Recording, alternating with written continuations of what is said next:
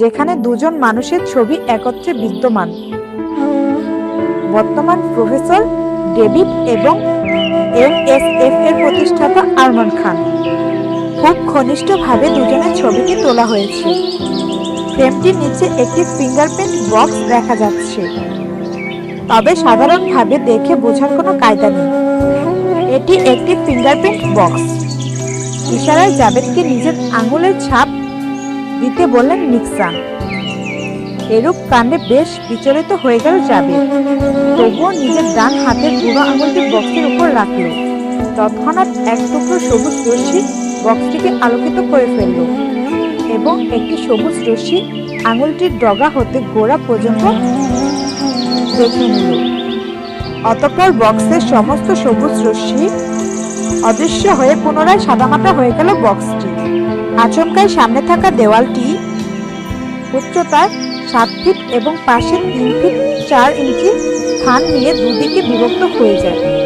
দেওয়ালটি দুদিকে বিভক্ত হতে ভিতরে উচ্চমান সম্পূর্ণ ডিজাইনের কাঠের তৈরি একটি দরজা দেখা মিলল তাদের। দরজায় থাকা হাতলটিতে হাত রেখে একটু চাপ প্রয়োগ করলে জাভেদ, সাথে সাথে খুলে গেল দরজাটি। অতি সুন্দরভাবে সজ্জিত একটি রুমের দেখা মিলল তাদের। দ্রুত ভিতরে প্রবেশ করলেন দুজন। রুমের ভেতর বেশ সুগন্ধি ব্যবহার করা হয়েছে, যা তাদের নাকে ভেসে আসছে। চার দেওয়াল ঘেরাও করে বিভিন্ন লাইটের বন্দোবস্ত করা হয়েছে। রুমের এক কর্নারে অতি সজ্জিত 2টি সোফা রয়েছে এবং মধ্যখানে একটি সুন্দর টি টেবিল রয়েছে। রুমের অপর কর্নারে একটি টেবিল রয়েছে, যার এক পাশে একটি চেয়ার ও অপর পাশে 2টি চেয়ার রয়েছে। টেবিলের এপাশে বসে আছে প্রফেসর ডেভিড, তবে তার হাত দুটি মাথায় এবং হাতের কোনোই 2টি টেবিলে ঠেকে আছে। প্রফেসর ডেভিডকে এরকম অবস্থায় বসে থাকতে দেখে বেশ ঘাবড়ে যায় দুজন। দ্রুত পায়ে হেঁটে তার সামনে থাকা চেয়ারে বসে পড়ে যাবে। তার দেখা দেখে নিক্সন নিজেও পাশের চেয়ারে আসন গ্রহণ করলেন। মাথা উঁচিয়ে জাভেদকে তার সামনে বসে থাকতে দেখে চমকিত হয়ে চোখ বড় বড় করে তাকালেন প্রফেসর ডেভিড। পরক্ষণে নিজের হাত দুটি দ্বারা নিজের চোখ দুটি কচলে নিলেন। তবুও তার সামনে জাভেদকে বসে থাকতে দেখে অবাক চোখে তাকিয়ে রইলেন। জাভেদ কোনোভাবে প্রফেসরের এরকম উদ্ভট কর্মকাণ্ড মেনে নিতে পারছে না। হয়তো তিনি এখন অবাক দৃষ্টিতে তাকিয়ে আছে জাভেদের দিকে, তবে কিছুক্ষণ পূর্বে তার চেহারায় ফুটে উঠেছিল উদ্বিগ্ন ভাব, যেন বিশাল বড় বিপদের সম্মুখীন হয়েছেন তিনি। কোনোভাবে তার এরকম কর্মকাণ্ডের হিসাব মেলাতে পারছে না জাভেদ এবং নিক্সন। শেষবার যখন কথা হয়েছিল তখন প্রফেসর ডেভিডের 2 ঠোঁটের কোণে হাসির রেখা ফুটেছিল, কিন্তু এখন আর সেই হাসিটি নেই। পুনরায় চিন্তিত হয়ে গেল জাভেদ। ভাবতে লাগলেন তিনি, তবে কি অঘটন ঘটেই গেছে? কি হয়েছে তবে? শত্রুপক্ষ কি তবে আক্রমণ করে ফেলেছে? এরকম হাজারো প্রশ্ন মাথায় ঘুরছে তার। এতটুকু সময়ের মাঝে কি হয়ে গেল চিফ ডেভিডের, তা বিশ্লেষণ করার মতো কোনো ভাষা নেই তার কাছে। জাভেদকে চিন্তিত দেখে অবাক চোখে প্রশ্ন করে ফেললেন প্রফেসর ডেভিড। জাভেদ, তুমি সত্যি কি আমার সামনে বসে আছো? আমি কোনোভাবে বিশ্বাস করতে পারছি না। হ্যাঁ, আমি বসে আছি। এবার বলুন, আপনি এরকম উদ্বিগ্ন হয়ে বসেছিলেন কেন? জ্বর এসেছে SMS এর ওপর, আর তার 2 মুছে নিয়ে গেছে মূল্যবান সম্পত্তি। সম্পত্তি নিয়ে গেছে বলতে কি নিয়ে গেছে? সম্পত্তি উদ্ধারকৃত রেড ডায়মন্ডটি ধোঁকা করে চুরি করে নেওয়া হয়েছে সেখান থেকে। আমি পুরো সুরক্ষা দিতে পারিনি, যার ফলে এটি চুরি হয়ে গেল এবং এটি আমার ব্যর্থতা। ধোকার কথা শুনে চমকে উঠল নিক্সন। ঠোঁটের কোণে রহস্যময় হাসি দিয়ে বলে উঠলেন জাভেদ, এটা ঘটবার ছিল, আর আমি ওখানে উপস্থিত হয়েছি এর জন্য। রেড ডায়মন্ডটি চুরি করা হয়েছে শক্তি হাসিলের জন্য এবং MSF কে গুড়িয়ে দিতে, পৃথিবী ধ্বংস করার লক্ষ্য তাদের।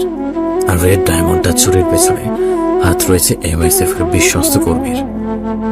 জাভেদের কথা শুনে তার দিকে চোখ বড় বড় করে তাকালেন প্রফেসর ডেভিড ও নিক্সন। প্রফেসর ডেভিড অবাক স্বরে বলে উঠলেন, তুমি কিভাবে জানলে চুরি করেছে MSF এর কাছে কেউ? যে MSF এর বিশ্বস্ত এবং রেড ডায়মন্ড ছুরির কারণ কিভাবে জানো? সব প্রশ্নের জবাব একদিন দিয়ে দেব, আর এই মুহূর্তে এগুলো লুকায়িত থাকাটাই সবচেয়ে ভালো। জাবেদের কথা শুনে কেউ আর প্রশ্ন করলেন না কিছু। রুমে বেশ কিছু সময় যাবৎ নীরবতা বিরাজমান। তা দেখে বলে উঠলেন নিক্সান।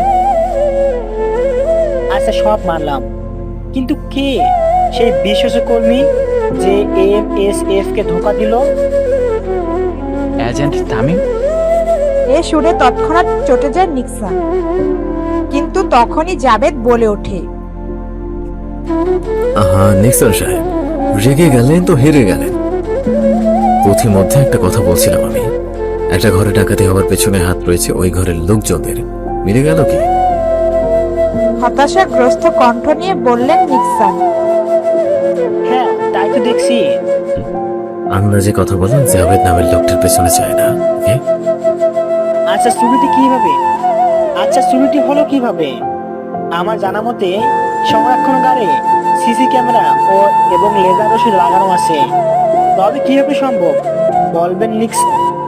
আমাদের উচিত একটু ভালোভাবে দেখা, কোথা হতে কিভাবে শুরু হয়েছিল এবং কিভাবে শেষ হয়েছিল। সম্মতি জানিয়ে বললেন প্রফেসর ডেভিড। হ্যাঁ, এমনিতেই তোর বলা যাচ্ছে না কি করেছিল। চলো দেখে আসা যাক মূল্য গঠিত ঘটনা কি। সেখানে আর বসে রইল না যাবে, তৎক্ষণাৎ চেয়ার ছেড়ে উঠে দাঁড়ালো। অতঃপর রুমের বাহিরে যাওয়ার জন্য পা বাড়ালেন। তার পিছু পিছু এগিয়ে চলেন প্রফেসর ডেভিড এবং নিক্সান। বারান্দা দিয়ে হেঁটে চলেছে সবাই। বারান্দার শেষ মাথায় একটি লাইট রয়েছে। দ্রুত সেখানে উপস্থিত হলেন তারা। সুইচ বোর্ডে বেশ কয়েকটা সংখ্যা দেখা যাচ্ছে, কিন্তু সেগুলোর মধ্যে একটি বাছাই করলেন নিক্সান। চাপ লেখা বাটনটি ক্লিক করলেন। একটি ঝাঁকুনি দিয়ে লিফটটি নিচের দিকে নেমে চলেছে। 7 তলাতে আসতেই থেমে যায় লিফট। টিং করে শব্দ তুলে দরজাটি খুলে যায়। পুনরায় 7ম তলার বারান্দা দিয়ে হেঁটে চলেছে তারা। কিছু মুহূর্ত হাঁটতেই একটি রুমের সামনে এসে উপস্থিত হলেন তারা। দরজার কাছে প্রফেসর ডেভিড দাঁড়াতেই সবাইকে অবাক করে দিয়ে আপনি ভাবে দরজাটি খুলে যায়। কিছুটা অবাক হলো জাবেদ, তবে ইতিমধ্যে বুঝে গেছে এমএসএফ এখন চমকপ্রদ। আয়তনের রুমটি বেশ বড়সড়, চৌকোনা দেওয়ালে আবদ্ধ রুম। দেওয়ালগুলোতে সাধারণ পেন্টিং করা হয়েছে, তবে রুমটি বেশ সুন্দরভাবে সজ্জিত। রুমটির আয়তন লম্বায় 44 মিটার, প্রস্থ 30 মিটার এবং উচ্চতা 12 মিটার। রুমটির 4 দেওয়ালে কেবল মনিটরের বসবাস। কেবল দিয়ে সম্পূর্ণ রুম আচ্ছাদিত, তার সাথে দেওয়ালে রয়েছে মনিটর। কেবল 2-1টি মনিটর বাদে বাকি সবগুলো মনিটর চালু রাখা হয়েছে। প্রতিটি মনিটর উচ্চমান সম্পূর্ণ এবং আয়তনে প্রতি মিটার 80 ইঞ্চি। রুমের ডান কর্নারে হাই ব্রেঞ্চের মতো বড় একটি টেবিলে দেখা মিলেছে, তবে তা সম্পূর্ণটাই তৈরি কাঁচ দিয়ে। টেবিলের 2 প্রান্তে রয়েছে চেয়ার।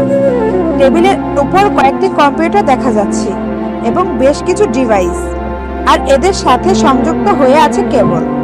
এক প্রান্তে 26 থেকে 27 বছরের একটি যুবক বসেছিল। বেশ সুদর্শন বলা চলে। রুমে প্রফেসর ডেভিডকে দেখা মাত্রই চেয়ার ছেড়ে উঠে স্যালুট করলো যুবকটি। সেদিকে ধ্যান না দিয়ে দ্রুত পায়ে হেঁটে সোফায় গিয়ে বসে পড়লেন তিনি। পাশের সোফায় বসে গেলেন নিক্সান এবং টেবিলের সাথে সংযোগ চেয়ারটি টেনে তাতে বসে গেল জাবেদ। যুবকটি কেবল একা দাঁড়িয়ে আছে। রুমের মধ্যখানে প্রফেসর ডেভিডের উদ্দেশ্য করে যুবকটি যথেষ্ট ভদ্রতা বজায় রেখে বলে উঠল, স্যার, কষ্ট করে আপনি এখানে আসতে গেলেন কেন? আপনি ডাকলে তো আমি নিজেই চলে যেতাম। এখন আমাদের প্রয়োজন, তাই আমরা এসেছি। ওকে চেন। ইশারায় জাভেদকে দেখিয়ে বললেন প্রফেসর। সঠিকভাবে চিনতে পারছি না আমি। এমএসএফ এর প্রতিষ্ঠাতা আরমান খানের পুত্র এবং এমএসএফ এর সবচেয়ে দক্ষ এজেন্ট ও এমএসএফ এর আগামী প্রফেসর জাভেদ খান। হ্যালো স্যার, আমি দুঃখিত প্রথমে আপনাকে চিনতে না পারায়। বিনয় স্বরে জাবেদের উদ্দেশ্য করে কথাটি বলল যুবক। তাদের কথায় ব্যাঘাত ঘটিয়ে বললেন প্রফেসর। আরিক, যার জন্য তোমার কাছে আসতে হলো সেটাই বলা হয়নি কেন? জি বলুন স্যার। ইতিমধ্যে তুমি অবগত আছো সংরক্ষণকারী রক্ষিত অবস্থায় থাকা রেড ডায়মন্ডে চুরি হয়ে গেছে। এখন চুরি হয়ে যাওয়া ফুটেজটি স্ক্রিন চালু করো। একটু অপেক্ষা করুন স্যার, আমি এক্ষুনি চালু করছি। দ্রুত টেবিলের উপরে থাকা কম্পিউটারটি কিছু টাইপিং করতে লাগলো। কিছু সময় অতিবাহিত হতেই সামনে দেওয়ালে থাকা দুটি মনিটরে একটি ফুটেজ চালু হলো। তা দেখে চেয়ার ছেড়ে উঠে দাঁড়িয়ে গেল জাবেদ। ধীর পায়ে কয়েক কদম হেঁটে মনিটরের কাছে এসে উপস্থিত হলো তিনি। দুইটি মনিটরের রুমের চার কোণায় ধারণকৃত 4টি ক্যামেরার ফুটেজগুলো দেখা যাচ্ছে। আচমকাই রুমের মাঝে কালো ধোঁয়ার আবির্ভাব ঘটেছে দেখা যাচ্ছে। ধীরে ধীরে রুমের মধ্যে কালো ধোঁয়ার পরিমাণ বৃদ্ধি পেতে লাগলো। রুমের কোনায় কোনায় পরিপূর্ণ হয়ে চলেছে কালো ধোঁয়া। এরকম আকস্মিক ধোঁয়াযুক্ত ফুটেজ দেখে বেশ অবাক হলেন নিক্সান। রুমের মধ্যে প্রথম সৃষ্টি হলো ছোট্ট একটু ধোঁয়ার দলা, হতে আকার নিল বিশাল বড়। ইতিমধ্যে রুমের 2/4 তথা রুমে অর্ধেক স্থান লুফে নিয়েছে কালো ধোঁয়া। কালো ধোঁয়ার কেবলে পরে রুমে থাকা ক্যামেরা দুটি কার্যক্রম বন্ধ হয়ে গেছে। মনিটরে দুইটি ফুটেজ এখন নো সিগন্যাল দেখা যাচ্ছে কেবল। আচমকা কালো ধোঁয়ার ভেতর থেকে মানুষ আকৃতির কিছু একটি বেরিয়ে আসতে লাগলো। কিছু সময় অতিবাহিত হতেই বোঝা গেল এটি আসলে একটি মানব। কালো ধোঁয়ার ভেতর থেকে বেরিয়ে আগত ব্যক্তিটি ধীর পায়ে হেঁটে রেড ডায়মন্ড রাখার পাত্রের দিকে যেতে লাগলো। মনিটরের চেহারাটি স্পষ্ট হতেই উৎসুক হয়ে থাকা নিক্সান কিছুটা চিৎকার কণ্ঠে বলে উঠলেন, ওই তো হারামজাদা এজেন্ট তামিম, বেঈমান, নেমখারাম। যেখানে খেয়ে দিয়ে বড় হয়েছে সেখানে ধোকা দিতে একটু হাত কাঁপলো না ওর? বেশ বিরক্তিকর কণ্ঠে নিক্সানের উদ্দেশ্য করে বললেন প্রফেসর। এই নিক্সন, তুমি কি থামবে? মেয়েদের মতো শুরু করেছো কেন বলো তো? একটু একদম চুপচাপ হয়ে বসে থাকো, আর একটু শব্দ যেন না শোনা যায়। প্রফেসরের কথা শুনে বেশ লজ্জা পেলেন। তৎক্ষণাৎ চুপ হয়ে গেলেন তিনি। ধীর পায়ে রেড ডায়মন্ডের দিকে হেঁটে চলেছে এজেন্ট তামিম। উঁচু একটি টেবিল, কেবল টেবিলের চৌকোনা আলো দিয়ে আলোকিত করে রাখা হয়েছে এবং তার উপর চৌকোনা লেজার রশি দিয়ে আবেষ্টিত করে রাখা হয়েছে। টেবিলের উপর একটি বক্স, বক্সটির মধ্যভাগে ডায়মন্ড রাখার পাত্র সুন্দর করে পরিবেশন করে রাখা রেড ডায়মন্ডটি। টেবিলের কাছে বসে উপস্থিত হলেন এজেন্ট তামিম এবং বেশ কিছু সময় যাবৎ পরিদর্শন করতে লাগলো তিনি। হুট করে নিজের ডান হাত টেবিলের দিকে বাড়িয়ে দিলেন। হাতটি লেজার রশি ভেদ করে রেড ডায়মন্ডটি স্পর্শ করে ফেলল। এ দেখে চোখ বড় বড় করে তাকিয়ে রইল নিক্সান। এক্ষেত্রে জাবেদ নিজেও কিছুটা অবাক হয়েছে।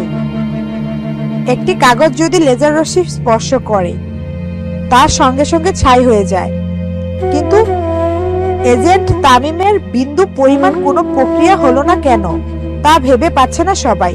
লেজার রশ্মিটি হাতে স্পর্শ পাওয়া মাত্রই রুমের মধ্যে অবস্থিত অ্যালার্ম স্পিকার হতে ওয়ার্নিং অ্যালার্ম দিয়ে চলেছে। তৎক্ষণাৎ রুমের মাঝে লাল আলো জ্বলে উঠল, তবে তা চলছে এবং নিভছে। গভীরভাবে পর্যবেক্ষণ করছে Jabed.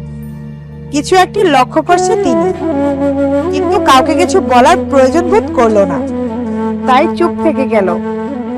Agent Tamim red diamond ডান হাতে নিয়ে ধীর পায়ে হেঁটে এগিয়ে চলেছে কালো ধোঁয়ার দিকে। কালো ধোঁয়া তার দেহে প্রবেশ ঘটতেই রুমের ধোঁয়ার পরিমাণ হ্রাস পেতে লাগলো। তখনই রুমের মূল দরজা খুলে সেখানে ভেতরে প্রবেশ করলেন প্রফেসর। কিন্তু ততক্ষণে রুমের মাঝে মাঝে কালো ধোঁয়ার অস্তিত্ব অবশিষ্ট নেই। এ দেখে ভিডিও ফুটেজটি স্থগিত করে দিল জাবেদ। ভিডিও ফুটেজ বন্ধ করতে রাগান্বিত কণ্ঠে বলতে লাগলেন, নেহগ্রামের বাচ্চাটার যেখানে খেয়েছে সেখানে যিনি শুরু করে দিল, এই নেহগ্রামের সন্ধান একবার কেবল পেয়েই নেই, টেরিয়ে সব দাঁত বের করে দিব তার। ঠান্ডা ও ধীর কণ্ঠে জবাব দিল জাবেদ। নিজেকে ঠান্ডা করুন মিস্টার নিক্সন সাহেব। সম্পূর্ণ গল্প না জেনে কথা বলাটা বোকামির আওতাধীন। তুমি কি বলতে চাচ্ছ? কিছুই বুঝতে পারছি না আমি। আমি আমাদের সামনে ঘটে যাওয়া ঘটনাটি যেরূপ ঘটিত দেখতে পাচ্ছি, যদি তা 180 ডিগ্রি কোণ অ্যাঙ্গেলে দেখতে পেতেন তবে ঘটনাটি ভিন্ন হতো। এখানে 180 ডিগ্রি, আর 80 ডিগ্রি কোথা থেকে আসলো? আর এখানে তামিম আমাদের ধোকা দিয়েছে, তা স্পষ্ট বোঝাই যাচ্ছে। তবে তুমি কি তার সাপোর্ট নিচ্ছ? সাপোর্টও বলতে পারেন, আবার ভিন্ন চিন্তাধারা মানুষ। অনেক ভিডিও ফুটেজটি 6 মিনিট 43 সেকেন্ড পেছন থেকে চালু করো। সেই সাথে কেবল এজেন্ট তামিমের চেহারার উপর ফোকাস করে জুম ইন করবে। ওকে স্যার, একটু অপেক্ষা করুন, আমি এক্ষুনি চালু করছি। বলাস। সিসিটিভি ফুটেজ পুনরায় চালু করা হলো উক্ত সময় থেকে। তবে এবার কেবল এজেন্ট তামিমের চেহারা ফোকাস করে জুম ইন করে চালু করা হয়েছে। ফুটেজটি কয়েক সেকেন্ড চলতেই জাবেদ বলে উঠল, ফ্রিজ মিস্টার নিক্সন সাহেব, তো এখন কি দেখতে পেলেন? চোখে পানির আভাস। তাতে কি? চুরি করে চোখে পানির আভাস দেখা দিলে কি লাভ হবে এতে? হ্যাঁ, বেশ রেগে মেগে বলে উঠলেন প্রফেসর। নিক্সন, বরাবরের মতো আবারও বড্ড বেশি কথা বলছো তুমি। জাভেদ যেটি দেখবার প্রচেষ্টা করছে সেটা দেখো, আর না হয় চুপ থাকো। তবুও নিজের মতামত নিয়ে কথা বলো না। প্রফেসর ডেভিডের ধমক খেয়ে সম্পূর্ণ চুপসে গেলেন নিক্সন। রুমের মাঝে বিন্দু পরিমাণ আওয়াজ নেই, কেবল মনিটর সিস্টেমের আওয়াজ বাদে। নীরবতা দেখে বলতে লাগলেন জাবেদ, কর্মদয় একটা কাজ সম্পাদনা হবার পরেও কেবল ওই ব্যক্তির চোখ হতে অস্ত্রপাত অথবা অস্ত্রসিক্ত হয় যখন তাকে দিয়ে জোর করে কেউ কাজটি হাসিল করে নেয়। অবাক চোখে তাকিয়ে আছেন নিক্সন। প্রফেসরের ভয়ে এবার আর মুখ খুললেন না। তবে প্রফেসর আর মুখ বন্ধ করে রাখতে পারলেন না। চিন্তিত মনে বলে উঠল, তোমার কথাটি বুঝতে পারলাম না, আর একটু বিস্তারিতভাবে বলো। আমাদের দ্বারা কোনো কাজ জোর করে করানো হলে অথবা করাতে বাধ্য করা হলে উক্ত কাজের সময় আমাদের মন বিষণ্ণতায় ভরপুর থাকে অথবা চোখ থেকে অস্ত্রপাত হয়, আর বাধ্য করা হয় কাজটি যদি নিজ কর্মসংস্থানের ক্ষেত্রে হয় তবে চোখ অস্ত্রসিক্ত হতে বাধ্য হবে। ঠিক এরকমটাই ঘটেছে তামিমের সাথে। মনিটরে লক্ষ্য করলে দেখা যায় রুমের ওয়ার্নিং লাইটের আলোতে মিটমিটে জ্বলিত রশ্মির ফলে তামিমের অস্ত্রপাত ঘটেছে। এর দ্বারাই প্রমাণিত হয় এজেন্ট তামিমকে উক্ত কাজটি করতে বাধ্য করা হয়েছে। হ্যাঁ, এবার বুঝলাম। যথেষ্ট লজিক রয়েছে কথায়, কিন্তু আমি ভেবে পাচ্ছি না কে চুরি করার জন্য বাধ্য করতে পারে তামিমকে। এর পেছনে কার হাত রয়েছে? সে যাই হোক না কেন, গর্ত হতে খুঁড়ে বের করে আনবই। জাবেদের মুখোমুখি হয়নি তাই এই দুঃসাহস দেখাতে পেরেছে। চিন্তার কোনো কারণ নেই, খুব শীঘ্রই এর পেছনে থাকা মূল মাথাকে টেনে এনে সামনে হাজির করব। তা আমি ভালো করে জানি, তাই বলার প্রয়োজন বোধ করেছি। আচ্ছা ওয়েট আ মিনিট, আমি যতটুকু জানি এমএসএফ কর্তৃক উদ্ধারকৃত সকল বস্তু সংরক্ষণাগারে নেওয়ার পূর্বে ট্র্যাকিং স্পিচ লাগিয়ে দেওয়া হয়। তবে সেই অনুসারে রেড ডায়মন্ডের ট্র্যাকিং স্পিচ লাগিয়ে দেওয়ার কথা। হ্যাঁ, এটা তো লাগানো ছিল, আমার তো এই কথাটাই মাথায় ছিল। ভালো করছেন, এখন তাড়াতাড়ি আমাকে ট্র্যাকিং ডিভাইসটি দেন। একটু অপেক্ষা কর, আমি নিয়ে আসছি। দ্রুত পায়ে রুম ত্যাগ করলেন প্রফেসর। কয়েক মুহূর্ত পার হতেই হাতে ম্যাপ ডিজাইনের একটি ডিভাইস নিয়ে পুনরায় রুমে প্রবেশ করলেন তিনি। রুমে ঢুকে হাতে থাকা ডিভাইসটি নিয়ে সোফায় বসে পড়লেন তিনি। তার সামনে এলো জাবেদ। হাত বাড়িয়ে দিতেই ডিভাইসটি জাবেদের হাতে তুলে দিলেন প্রফেসর। ডিভাইসটির হাতে নিয়ে বেশ কিছুক্ষণ নেড়ে চেড়ে দেখলেন তিনি। কিছু সময় অতিবাহিত হতে বিস্ফোরিত চোখে ডিভাইসের দিকে তাকিয়ে বলতে লাগলেন, Oh no, damn it. তার এরকম কথাবার্তা দেখে বেশ অবাক হলেন প্রফেসর। উৎসুক হয়ে প্রশ্ন করলেন, হেই জাবেদ, কি হয়েছে? এরকম করছে কেন? একগাল হেসে মজা করে প্রফেসরের প্রশ্নের সাথে হ্যাঁ করে উত্তর দিলেন নিক্সন। আরে কি আর হবে প্রফেসর, হয়তো ডিভাইসটি কোনো ভিডিও গেমস ভেবেছিল যাবেন, কিন্তু এখন তার মাথার ভিতর কিছুই ঢুকছে না, যার ফলে এরকমটা হচ্ছে। চেহারায় রাগী ভাব ও কপালে দুইটি রগ খাড়া হয়ে যাচ্ছে জাবেদের। তা দেখে রাগান্বিত কণ্ঠে নিক্সনের উদ্দেশ্য করে বললেন প্রফেসর, নিক্সন, চুপ করবে তুমি? তোমাকে না এর আগে মানা করেছিলাম সবকিছু নিয়ে মজা করতে না? আবারও শুরু করলে তবে এবার কিন্তু আমার ধৈর্যের সীমা পেরিয়ে যাচ্ছে। পরবর্তীর জন্য মজার চলে তোমাকে এই সকল কথার আর বলতে না দেখি যাবে। তুমি বলো কি হয়েছে? বেশ কড়া কণ্ঠে জবাব দিলেন জাবেদ। এমন কিছু না, আসলে আমি এদিকে ভিডিও গেমস মনে করছিলাম, তাই কিছুই বুঝতে পারছি না। যেহেতু নিক্সন সাহেব জানেন এটি কি, তবে তারই দেখা উচিত কি হয়েছে। বেশ সংকোচ বোধ করলেন নিক্সন। ধীর কণ্ঠে বাচ্চাদের মতো করে জবাব দিলেন তিনি। তোমরাও না, কথাটি আদর করে ভালোবেসে বললাম, আর এখন আমাকে ক্রিমিনাল বানিয়ে দিচ্ছ। যাক বাবা, তোমাদের সাথে আর একটি কথা বলবো না। আচ্ছা, তোমার বলতে হবে না যাবে, তুমি বলো কি হয়েছে আর যার ফলে এতটা আতঙ্কিত হলে, বলেন প্রফেসর। আমি যা ভাবছি, যদি এটি এই মুহূর্তে ঘটে তবে এমএসএফ কে গুড়িয়ে দেওয়া যাবে। দ্রুত কিছু একটা বিহিত করতেই হবে।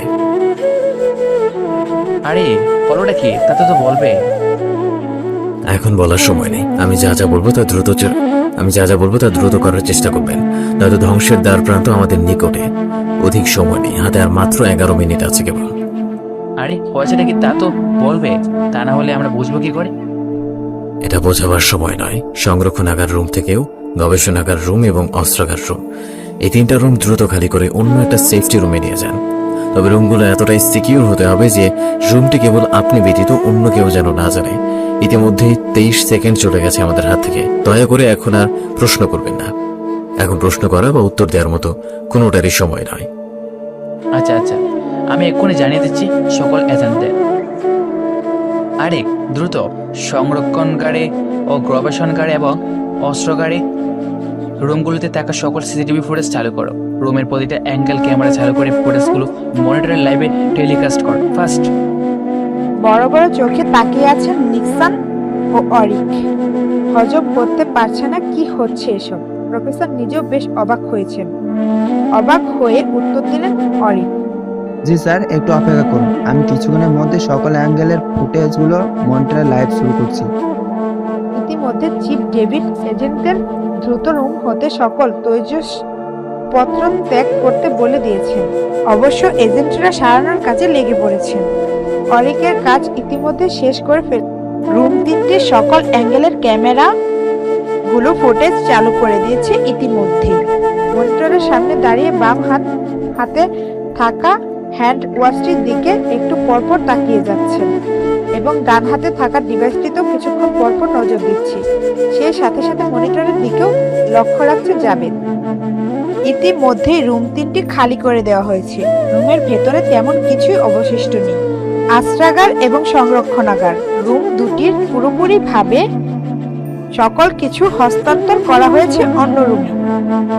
গবেষণার রুমে প্রয়োজনীয় তেমন কিছু জিনিস নেই, কেবল 2-1টি সামগ্রী ছড়িয়ে ছিটিয়ে রয়েছে। তবে সেগুলোকে অকেজো সামগ্রী বলা যায়। কেবল কিছু সংখ্যক অকেজো পরীক্ষা নিরীক্ষা করার যন্ত্রপাতি ছড়িয়ে ছিটিয়ে আছে। সিসিটিভি ফুটেজের লাইভ মনিটরিং করা হচ্ছে। মনিটরের দিকে খুব তীক্ষ্ণ দৃষ্টিতে তাকিয়ে আছে জাবেদ। ডান হাতে থাকা ডিভাইসটি তেমন দেখছে না, তবে মাঝে মাঝে তাকাচ্ছে কেবল। আচমকাই একটু ঘাবড়ে গেল জাবেদ। তৎক্ষণাৎ ডিভাইস থেকে চোখ সরিয়ে মনিটরের দিকে তাকালো। প্রফেসর এবং নিক্সন সোফাতে বসে ফুটেজ দেখতে লাগলেন। অপরদিকে অরিক টেবিলের উপর থাকা কম্পিউটারটির কিবোর্ড চেপে কিছু করতে লাগলো। আচমকাই রুমে এক কর্নারে এক টুকরো কালো ধোঁয়ার আবির্ভাব ঘটল। ধীরে ধীরে ছড়িয়ে যাচ্ছে রুমের কোনায় কোনায়। রুমে কালো ধোঁয়ার আবির্ভাব দেখে চমকে গেল প্রফেসর ও নিক্সন। অরিক নিজেও যে এর আয়ত্তাধীন। তবে জাবেদ ততটা চমকে যায়নি। চেহারায় ফুটে আছে কেবল গর্বিত ভাব। আগামীতে কি হতে চলেছে কেউ জানেন না, আর যা ঘটতে যাচ্ছে তা আদৌ ভালো কি খারাপ তা নিয়ে চিন্তিত সবাই। ধোঁয়ার পরিমাণ রুমের মাঝে তরতর করে বেরিয়ে চলেছে। ইতিমধ্যে রুমটির 2/4 তথা রুমে অর্ধেক দখল করে নিয়েছে কালো ধোঁয়া। কালো ধোঁয়ার ঘনত্ব এতটাই কঠিন যার ফলে 1 ইঞ্চি ধোঁয়ার আস্তরণের ওপাশে কি হয়েছে তা দেখা যাচ্ছে না। অস্পষ্ট হলেও মনিটরে বোঝা যাচ্ছে ধোঁয়া হতে কেউ একজন বেরিয়ে আসছে। সম্পূর্ণ বেরিয়ে আসতে চেহারাটি স্পষ্ট হলো। ধোঁয়ার ভেতর থেকে বেরিয়ে এসছে এজেন্ট তামিম, যাকে নেমক হারাম নামে ভূষিত করেছে নিক্সন। কালো ধোঁয়ার ভেতর থেকে বেরিয়ে এসে রুমের মাঝে হন্য হয়ে কিছু খুঁজতে লাগলো। বেশ অবাক হলো তিনি, যা তার চেহারায় ফুটে উঠেছে। তিনি মোটেও এটি চায়নি, অবশ্য এমন হবে তা তিনি কল্পনাও করতে পারেনি। রুমে কোনো কিছু অবশিষ্ট না পেয়ে পেছন দিকে ঘুরে ধোঁয়ার দিকে এগিয়ে চলেছে। অপর দিকে ঠোঁটের কোণে এক চিমটে রহস্যময় হাসি ফুটে উঠেছে জাভেদের। মনিটরের দিকে তাকিয়ে ঘটে যাওয়া ঘটনাটি দেখে বেশ অবাক হয়ে আছেন প্রফেসর এবং নিক্সন। আর অরিকের মুখ থেকে তারিফের ঝুড়ি যেন নামছেই না। এতটা ভবিষ্যৎ চিন্তা যার মাথায় থাকে সে আসলেই ট্যালেন্টেড, ইত্যাদি আরো কত কি বলেই যাচ্ছে।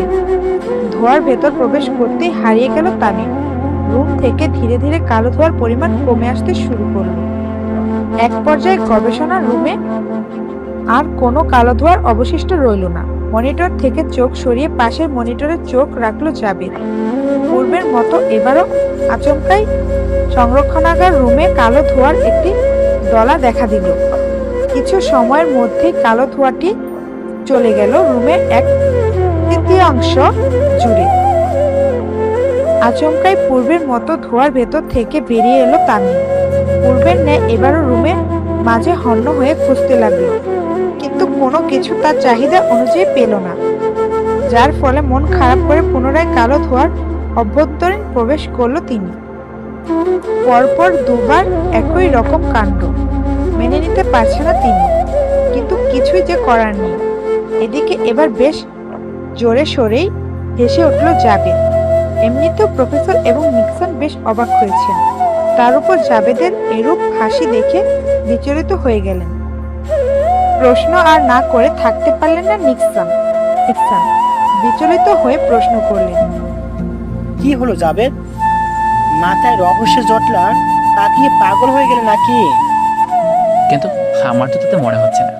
জাভেদ, হাসির পেছনে নিশ্চয়ই কোনো বড় কারণ রয়েছে, বলেন প্রফেসর। বেচারাকে নাকানি চোবানি খাইয়ে বেশ ভালোই লাগছে আমার। এত বুদ্ধি বিবেচনা করে এসেও যদি খালি হাতে ফিরে যাবে তবে এটি তার ব্যর্থতা। অবশ্য আরো একটা নাকানি চোবানি খাবে, সেটা ভাবতে হাসি পাচ্ছে খুব। আমি কোনোভাবে বুঝতে পারছি না, তুমি বললে কিভাবে তামিম এখানে আসবে?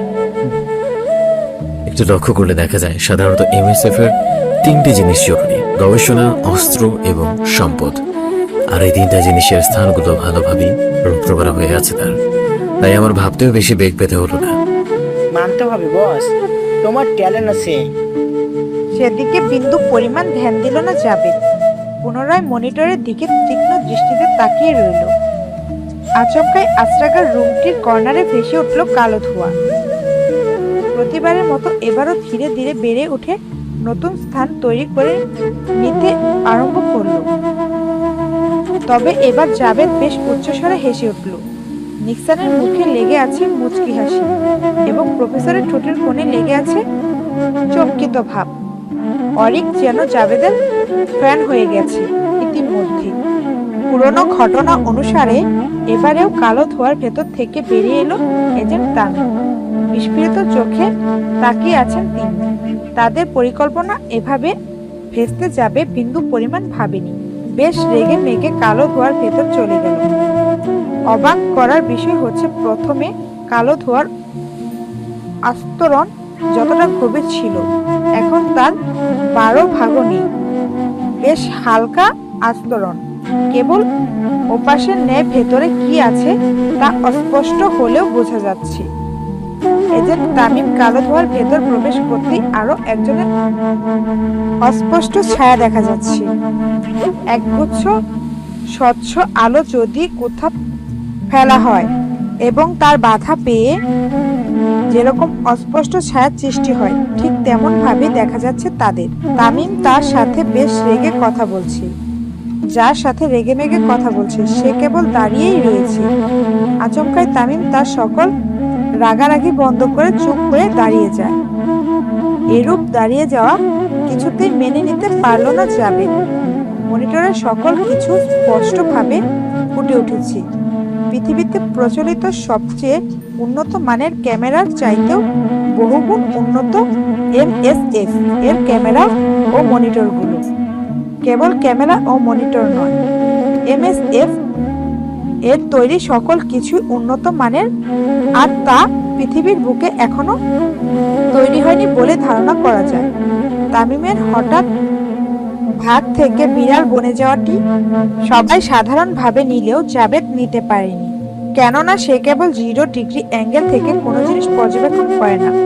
প্রতিটা জিনিস সূক্ষ্মভাবে এবং 0 ও 180 ডিগ্রি মধ্য অবস্থায় পর্যবেক্ষণ করে, যার ফলে সকলের কাছে যেটি সাধারণ মনে হয় তার কাছে সেটাই রহস্য। অজ্ঞাত অস্পষ্ট লোকটির কাছে আচমকাই হাত জোর করে মাপ চাইতে লাগলো তামিম। তা দেখে আরো অবাক হয়ে যাবে। একটু আগে যিনি বাঘের মতো গর্জন করে কথা বলছিল, আর এখন তিনি বিড়ালের মতো করে নিশ্চুপ হয়ে আছেন। কেবল নিশ্চুপ নয়, হাত জোর করে ক্ষমাও চাচ্ছেন এবং আকতি মিনতি করছেন। তবে কি অজ্ঞাত অস্পষ্ট লোকটি এর মূল মাথা? প্রশ্নের টনক নড়া দিয়ে উঠল জাবেদের মস্তিষ্কে। আচমকাই অজ্ঞাত অস্পষ্ট লোকটি তামিমের দিকে হাত উঁচু করলেন। তৎক্ষণাৎ তামিমের দেহটি কাঁপতে আরম্ভ করল। একটি মানুষকে যখন বৈদ্যুতিক শক দেওয়া হয় তখন তার অবস্থা যেমন হয়, ঠিক তেমনটাই ঘটেছে তামিমের ক্ষেত্রে। এ দেখে বেশ অবাক হয়ে গেলেন প্রফেসর এবং নিক্সন। জাবেদ একটি জিনিস লক্ষ্য করলেন, তবে পূর্বের মতো চেপে গেলেন, প্রয়োজনীয় না মনে করে। অপরদিকে তামিমের দেহটি কাঁপতে কাঁপতে মেঝেতে লুটিয়ে পড়ল। তৎক্ষণাৎ রুম হতে ধোঁয়ার পরিমাণ কমতে আরম্ভ করলো। মেঝেতে পড়ে তামিমের দেহটি দুটি কাঁপুনি দিয়ে নিস্তেজ হয়ে গেল। ততক্ষণে রুম হতে সম্পূর্ণভাবে ধোঁয়ার পরিমাণ কমে গেছে।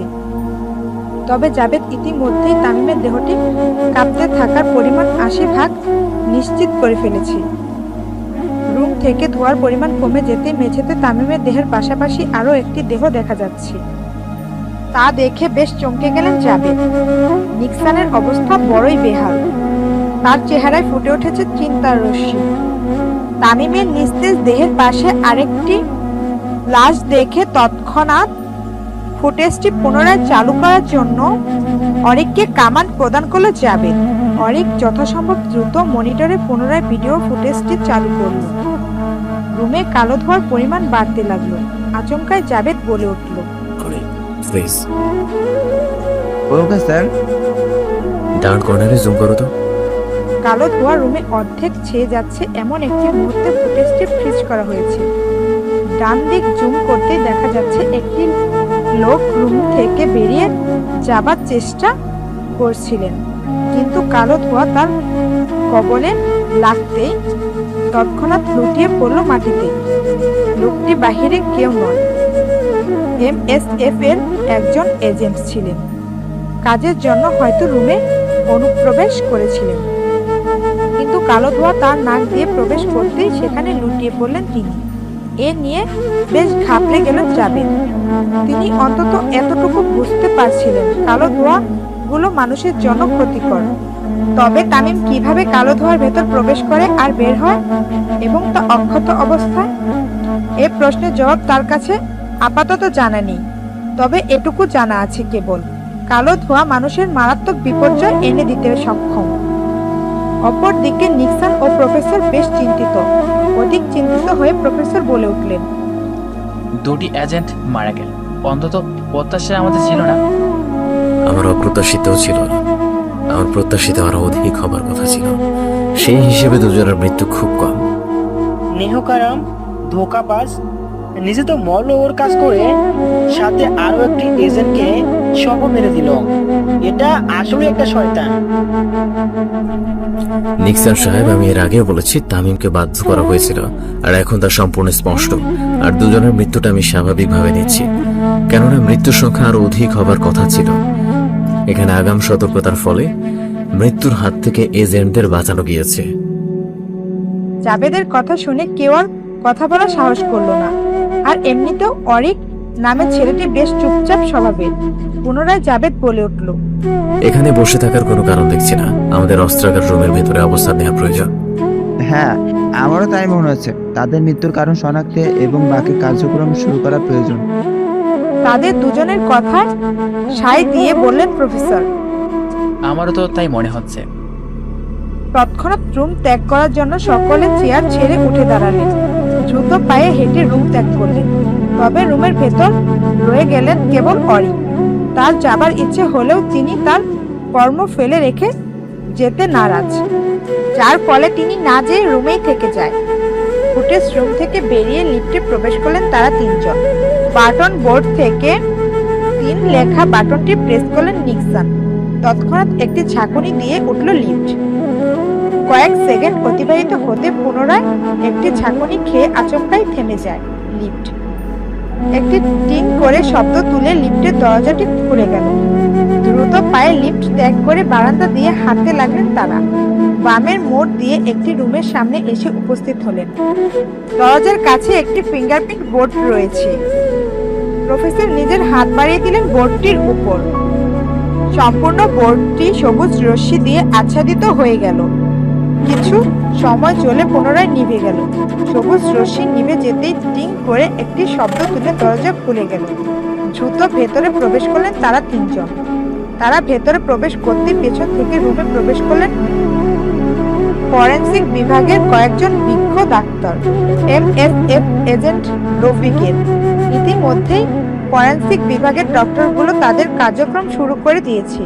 লাশগুলোর দিকে হতাশাজনক দৃষ্টিতে তাকিয়ে আছেন প্রফেসর।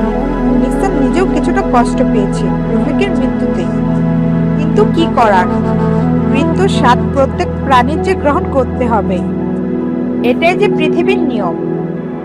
এই নিয়ম উপেক্ষা করার মতো কেউ নেই। তবে সকলেই বেঁচে থাকতে চায়, আর কিছু মানুষ চায় আজীবন বেঁচে থাকতে, যার জন্য পৃথিবী ধ্বংসের মুখে। অমৃত হওয়ার জন্য আশ্রয় নেয় কালো জাদু। কালো বিদ্যার অপব্যবহার করা শুরু করে তারা। অবশ্য তারা যে শয়তান অনুসারী, আর শয়তানের অনুসরণ যারা করে তারা পৃথিবীর ধ্বংস চায়। থাকবে না মানবজাতির চিহ্ন, কেবল থাকবে তাদের রাজত্ব। এ সকল চিন্তাভাবনা করছিল জাবেদ।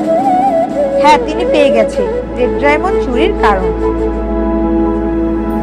রফিকের দেহটি হালকা ঝলসে গেছে। আগুনে পুড়লে তো যেমনটি ঘটে ঠিক তদ্রূপ একই রকম ভাবে ঝলসে আছে। কিছু স্থানে এমন ভাবে ঝলসে আছে যেন অ্যাসিড নিক্ষেপ করা হয়েছে। চেহারা ঝলসে গেছে অ্যাসিডের বিক্রিয়ার ফলে। রফিকের চেহারা দেখলে বর্তমানে যে কেউ ভয় পেতে বাধ্য। পুরো মুখ ঝলসানো, সেই সাথে সাথে মুখ দিয়ে তরল রক্ত এবং ফেনা গড়িয়ে পড়ছে। এছাড়াও নাক ও কান দিয়েও রক্ত গড়িয়ে পড়ছে। এ দৃশ্য দেখে কেঁদে ফেলার উপক্রম প্রফেসরের।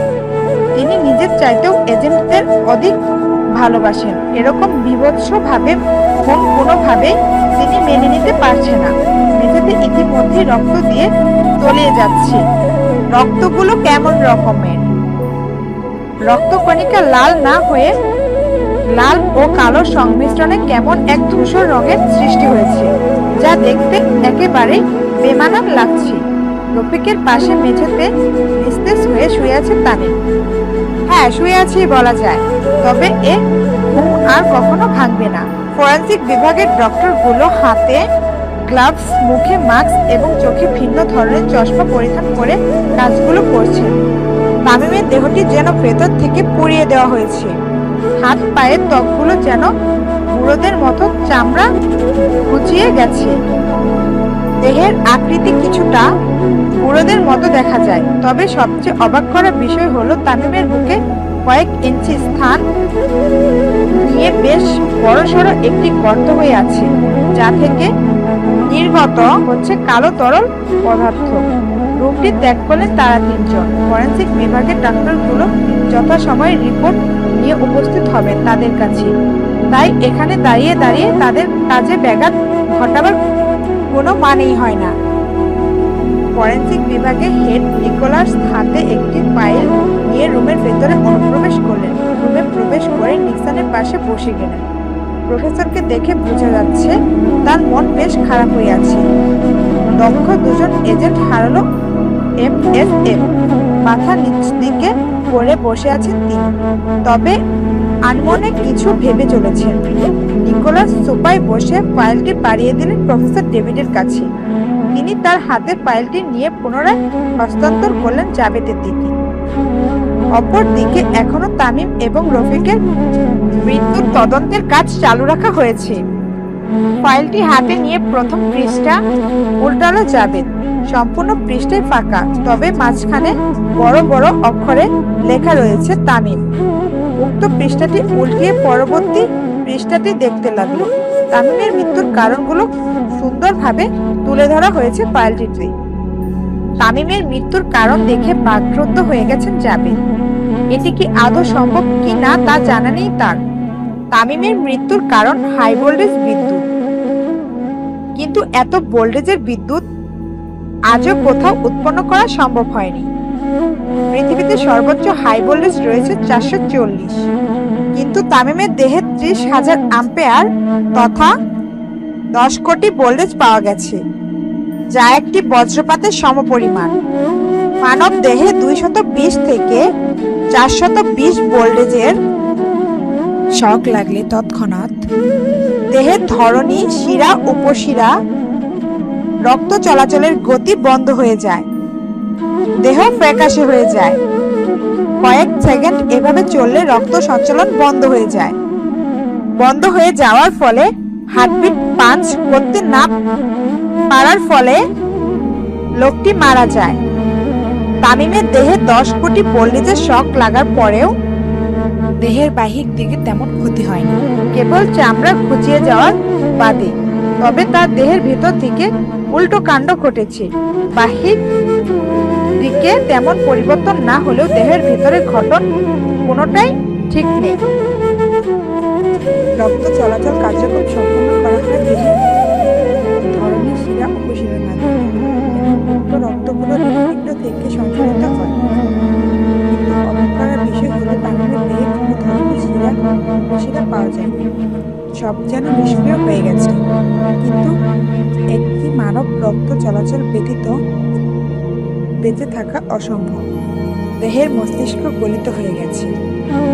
পেটের 2 কর্নারে থাকা কিডনি, যেটা আমাদের খাদ্য হজম করতে সাহায্য করে, তা যেন ফুটন্ত তেলে দিয়ে ভাজা হয়েছে। কলিজাটিও যেন গরম ফুটন্ত তেলের মধ্যে চুবিয়ে ভাজা হয়েছে। শ্বাসনালী, খাদ্যনালী ইত্যাদি বাকি নালীগুলো নিষ্ক্রিয় হয়ে গেছে। চোখ গলে গেছে আগুনের প্রকোপে। হাড়গোড় যেন উত্তাল লাভায় দেওয়া হয়েছিল, যার ফলে গলে গেছে হাড়গোড়গুলো। দেহের ভেতর মাংসগুলো যেন আগুনে পোড়ানো হয়েছে, যার ফলে সিদ্ধ হয়ে গেছে। এতটা বিভৎস রকম ভাবে কারো দেহ ধ্বংস হয়ে গেছে, তবুও বাহ্যিক দিক থেকে দিব্যি সুস্থ দেখাচ্ছে। আরো কিছু কথা লেখা আছে, কিন্তু তার পড়তে ইচ্ছে হলো না জাভেদের। ইতিমধ্যেই রিপোর্ট দেখে তার অবস্থা বেহাল। অপর পৃষ্ঠা উল্টাতে সমস্ত পৃষ্ঠা ফাঁকা, তবে মধ্যস্থানে বড় বড় অক্ষরে রফিক লেখা দেখতে পেল। পুনরায় হাত দিয়ে পরবর্তী পৃষ্ঠাটি উল্টালো। বেরিয়ে এলো রফিকের মৃত্যুর কারণ। রফিকের মৃত্যুর কারণ হিসেবে বড় বড় অক্ষরে লেখা আছে পয়জন।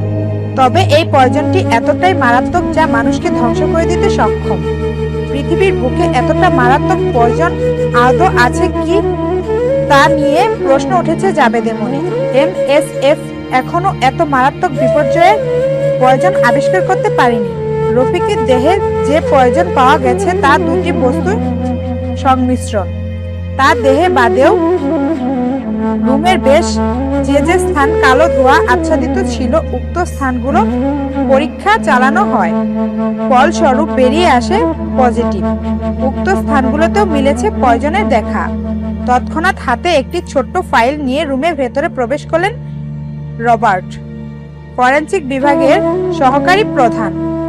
হাতে থাকা ফাইলটি প্রফেসরের দিকে এগিয়ে দিলেন, কিন্তু প্রফেসর তা বাধা দিয়ে ইশারায় জাবেদকে ফাইলটি দেওয়ার জন্য বললেন।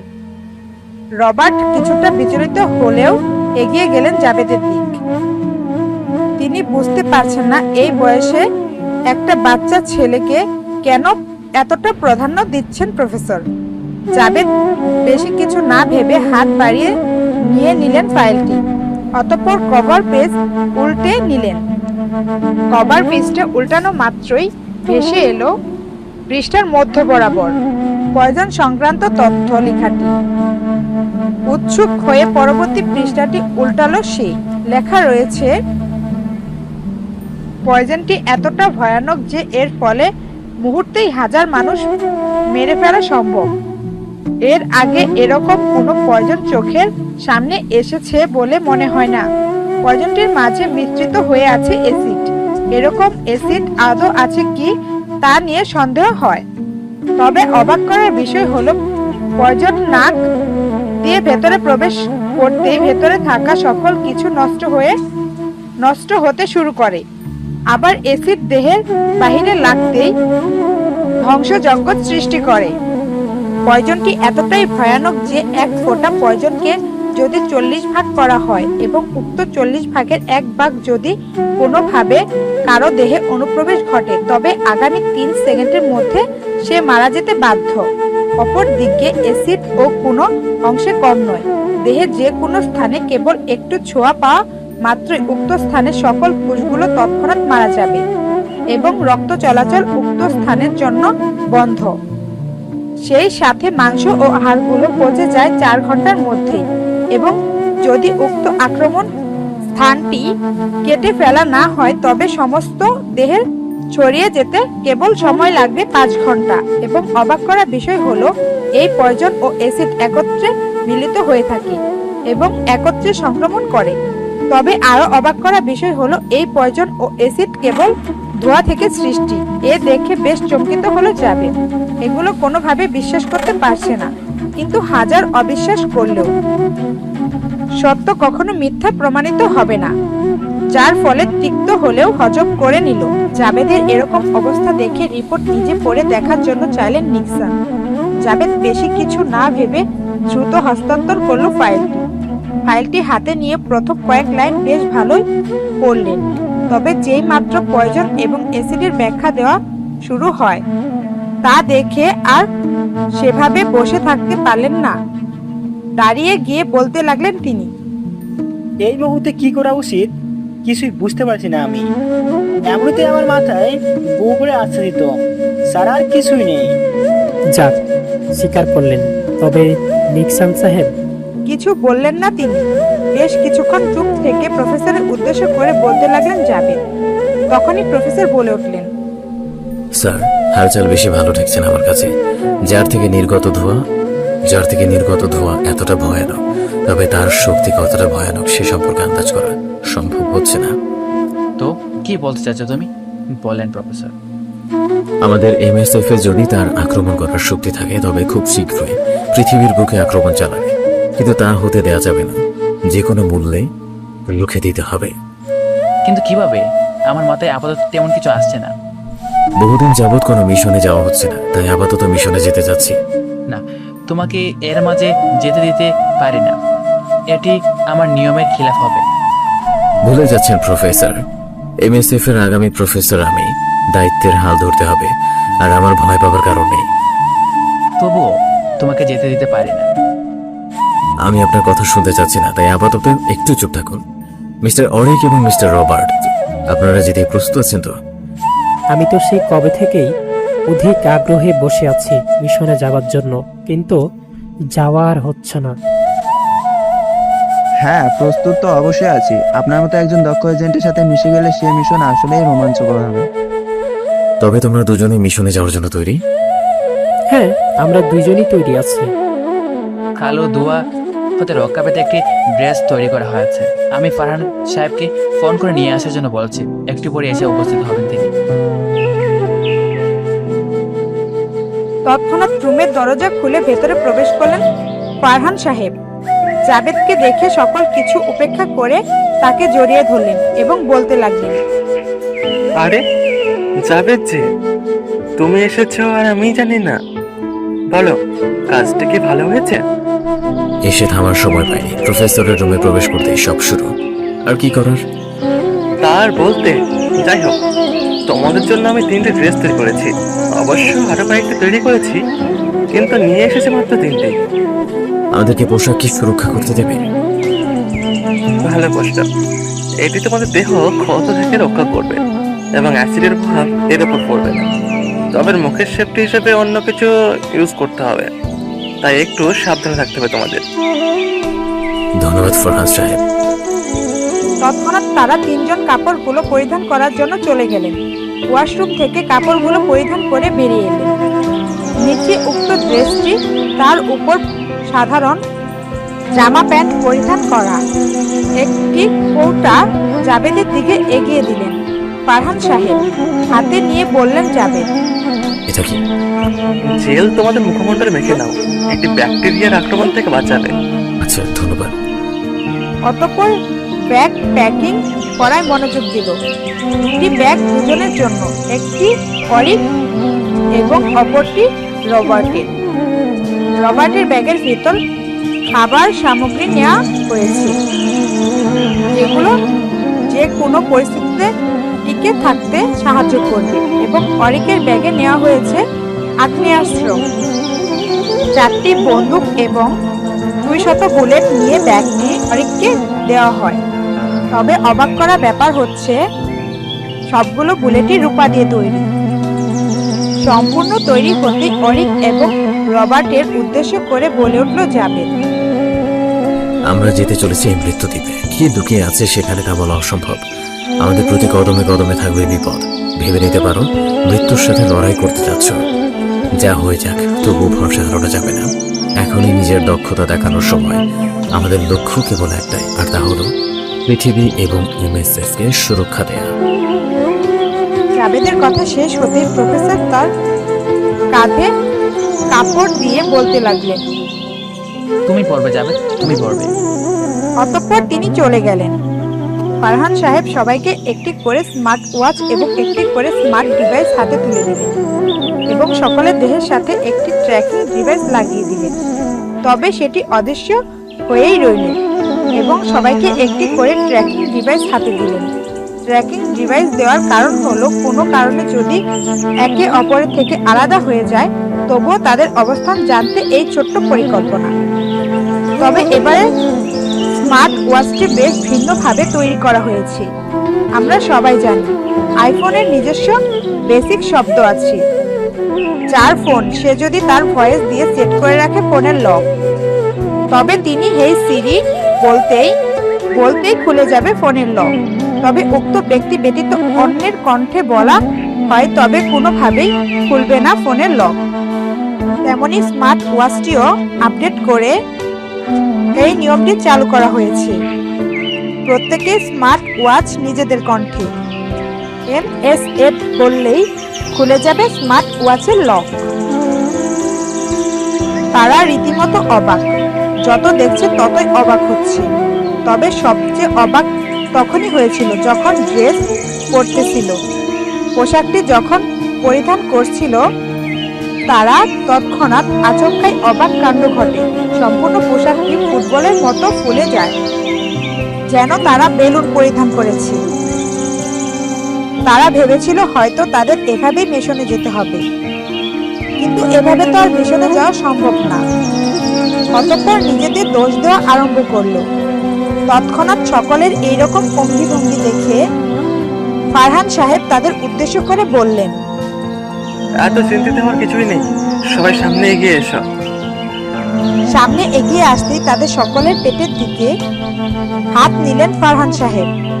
পেটের দিকে চিকন করে একটি বেল্টের মতন আছে, তার মধ্যস্থানে খুব সূক্ষ্মভাবে বসানো হয়েছে একটি ছোট্ট বোতাম।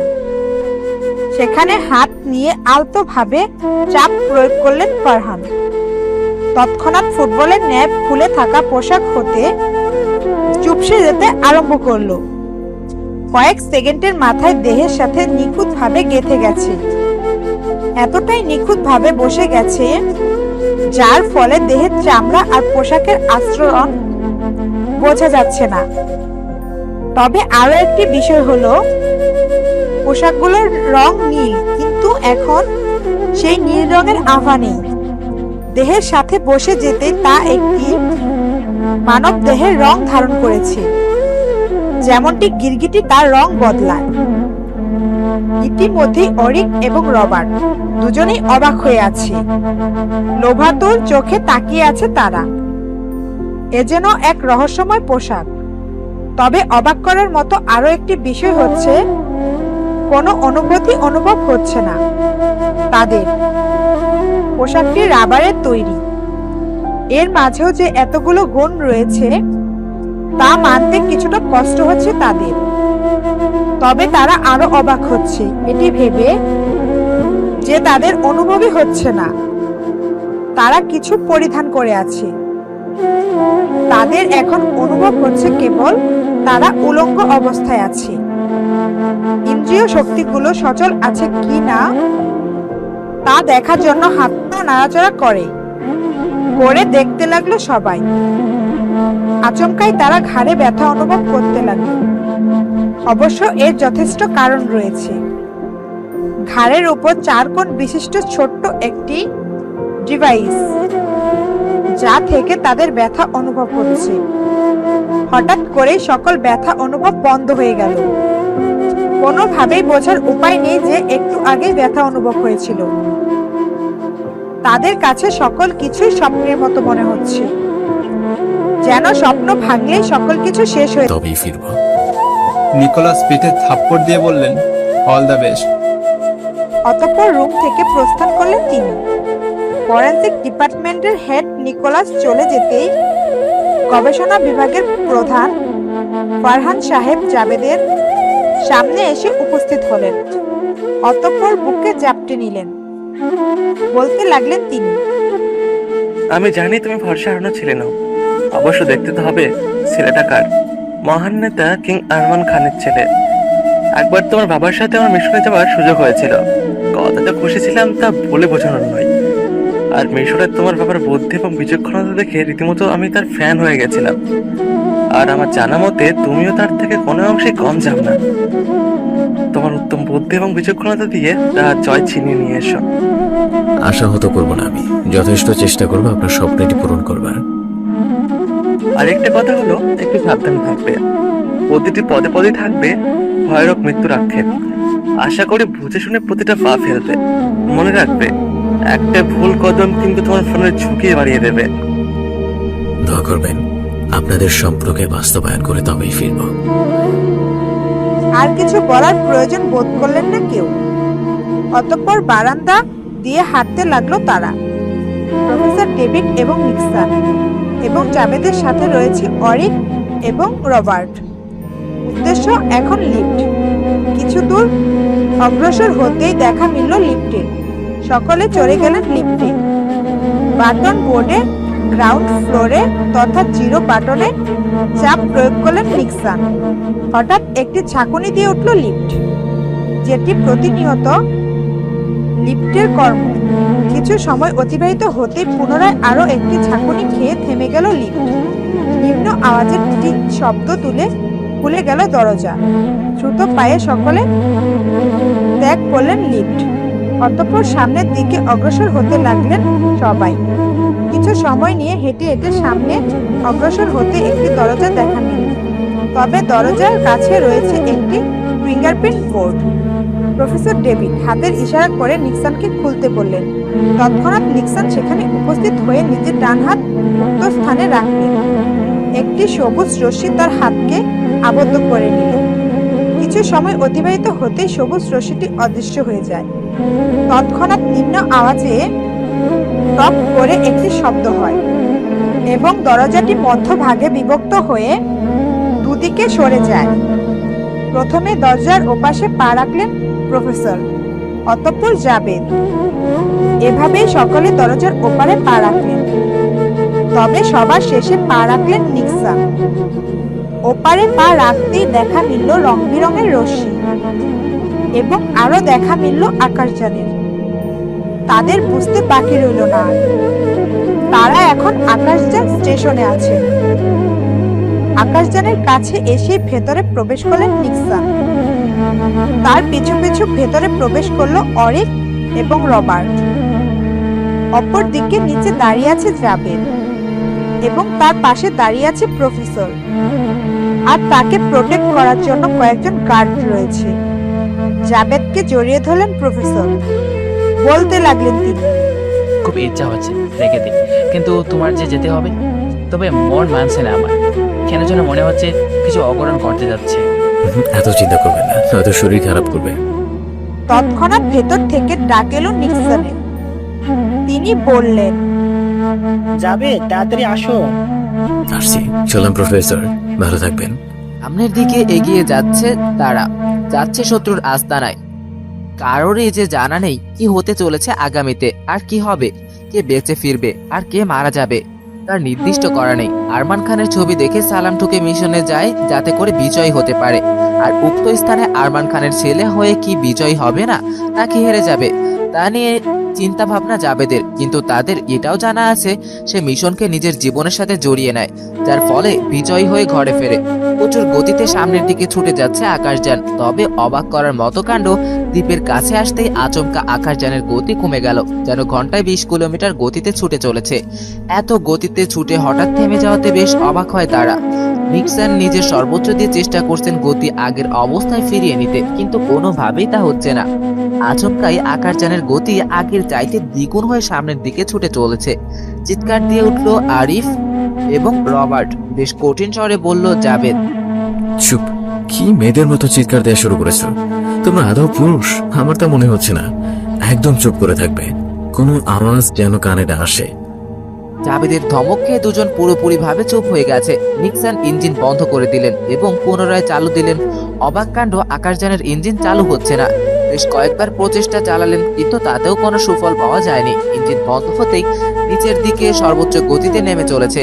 অন্তনভাবে চেহারায় ফুটে আছে তাদের দুজনের, কিন্তু কিছুই বলতে পারছে না জাবেদের ভয়ে। আচমকাই আবার ইঞ্জিন চালু হয়ে সামান তালে চলতে আরম্ভ করলো। কেন এমনটি ঘটলো জানা নেই কারো, তবে অরিক এবং রবার্টের চোখ মুখে রয়েছে বিজয়ী হাসি। কিন্তু এই ব্যাপারগুলো জাবেদকে ভাবিয়ে তুলছে। কোনোভাবেই এরকমটি ঘটতে পারে না, তা সে ভালো করেই জানে। নিক্সন সে চিন্তিত নয় এমনটিও নয়, তিনিও বেশ চিন্তিত। আচমকাই একটা ধাক্কা অনুভব হয় আকাশযানের। সম্পূর্ণ আকাশযান যেন ঝংকার দিয়ে উঠছে। অবাক করার মতো ব্যাপার হলো আকাশযান পিছন থেকে ছুটে চলছে। কিছুটা নিয়ন্ত্রণের বাইরে চলে গেছে আকাশযান, তবে নিক্সন বহু কষ্ট করে নিজের নিয়ন্ত্রণে আনলেন। ঘন্টায় 1000 কিলোমিটার বেগে কোনো একটি বস্তু যদি রাবারের সাথে সে আছড়ে পড়ে, বস্তুটি যেভাবেই ছিটকে গিয়ে উড়ে পড়বে। ঠিক তেমনটাই ঘটেছে আকাশযানের ক্ষেত্রে। আকাশযানের উচ্চ গতিতে ছুটে চলা আচমকাই অদৃশ্য কোনো রাবারের উপর আছড়ে পড়েছে, যার ফলে ছিটকে দূরে চলে গিয়েছে আকাশযানকে। নিক্সন ব্যর্থ প্রচেষ্টা চালিয়ে যাচ্ছেন আকাশযানকে নিজের নিয়ন্ত্রণ আনার জন্য, কিন্তু কোনো সুফল পাওয়া যাচ্ছে না। গভীর সমুদ্রের ভিতরে যেন আকাশযানকে লুফে নিতে চাইছেন। সমুদ্রের পানি আকাশযানের অতি নিকটে। হয়তো এভাবে আর 2 সেকেন্ড অতিবাহিত হলেই পানিতে লুফে নেমে আকাশযান। এমন অবস্থায় আচমকাই নিক্সন নিজের নিয়ন্ত্রণে আনতে সক্ষম হলেন আকাশযান। পানি ছুঁয়েও ছোঁয়া হলো না আকাশযানের। নিচ থেকে কেউ একজন বলছে, এবারের জন্য বেঁচে গেলি। অদৃশ্য কোনো বস্তুর সাথে ধাক্কার খাওয়ার কারণে জানার জন্য সামনের দিকে একটি লেজার রশ্মি ছুড়লেন নিক্সন। অবাক করা কাণ্ড হলো, রশ্মিটি তাদের দিকেই প্রতিফলিত ঘটছে। বুঝতে বেগ পেতে হলো না জাবেদের। সে বলতে লাগলো, সামনে সুরক্ষা কবচ দিয়ে বেষ্টনী করে দেওয়া হচ্ছে। আমার জানা মতে কেবল মানুষ পারবে ভেতরে প্রবেশ করতে, এছাড়া আর কোনো কিছু সুরক্ষা কবচ পার করে ভেতরে প্রবেশ করা সম্ভব নয়। তাই আমাদের এখানে নেমে যেতে হবে এবং বাকি পথ পাড়ি দিতে হবে এভাবেই। তেমন তো দেখাই যাচ্ছে, তবে প্যারাশুট নিয়ে ঝাঁপিয়ে পড়া ছাড়া আমাদের আর কোনো উপায় দেখছি না। জাবেদের কথা সম্মতি জানিয়ে বললেন নিক্সন। প্যারাশুট পরিধান করতে শুরু করলেন সবাই। অতঃপর নিচে নামার জন্য প্রস্তুত হলেন তারা। আকাশযানটি পানি হতে 17,239 মিটার উচ্চতায় আছেন।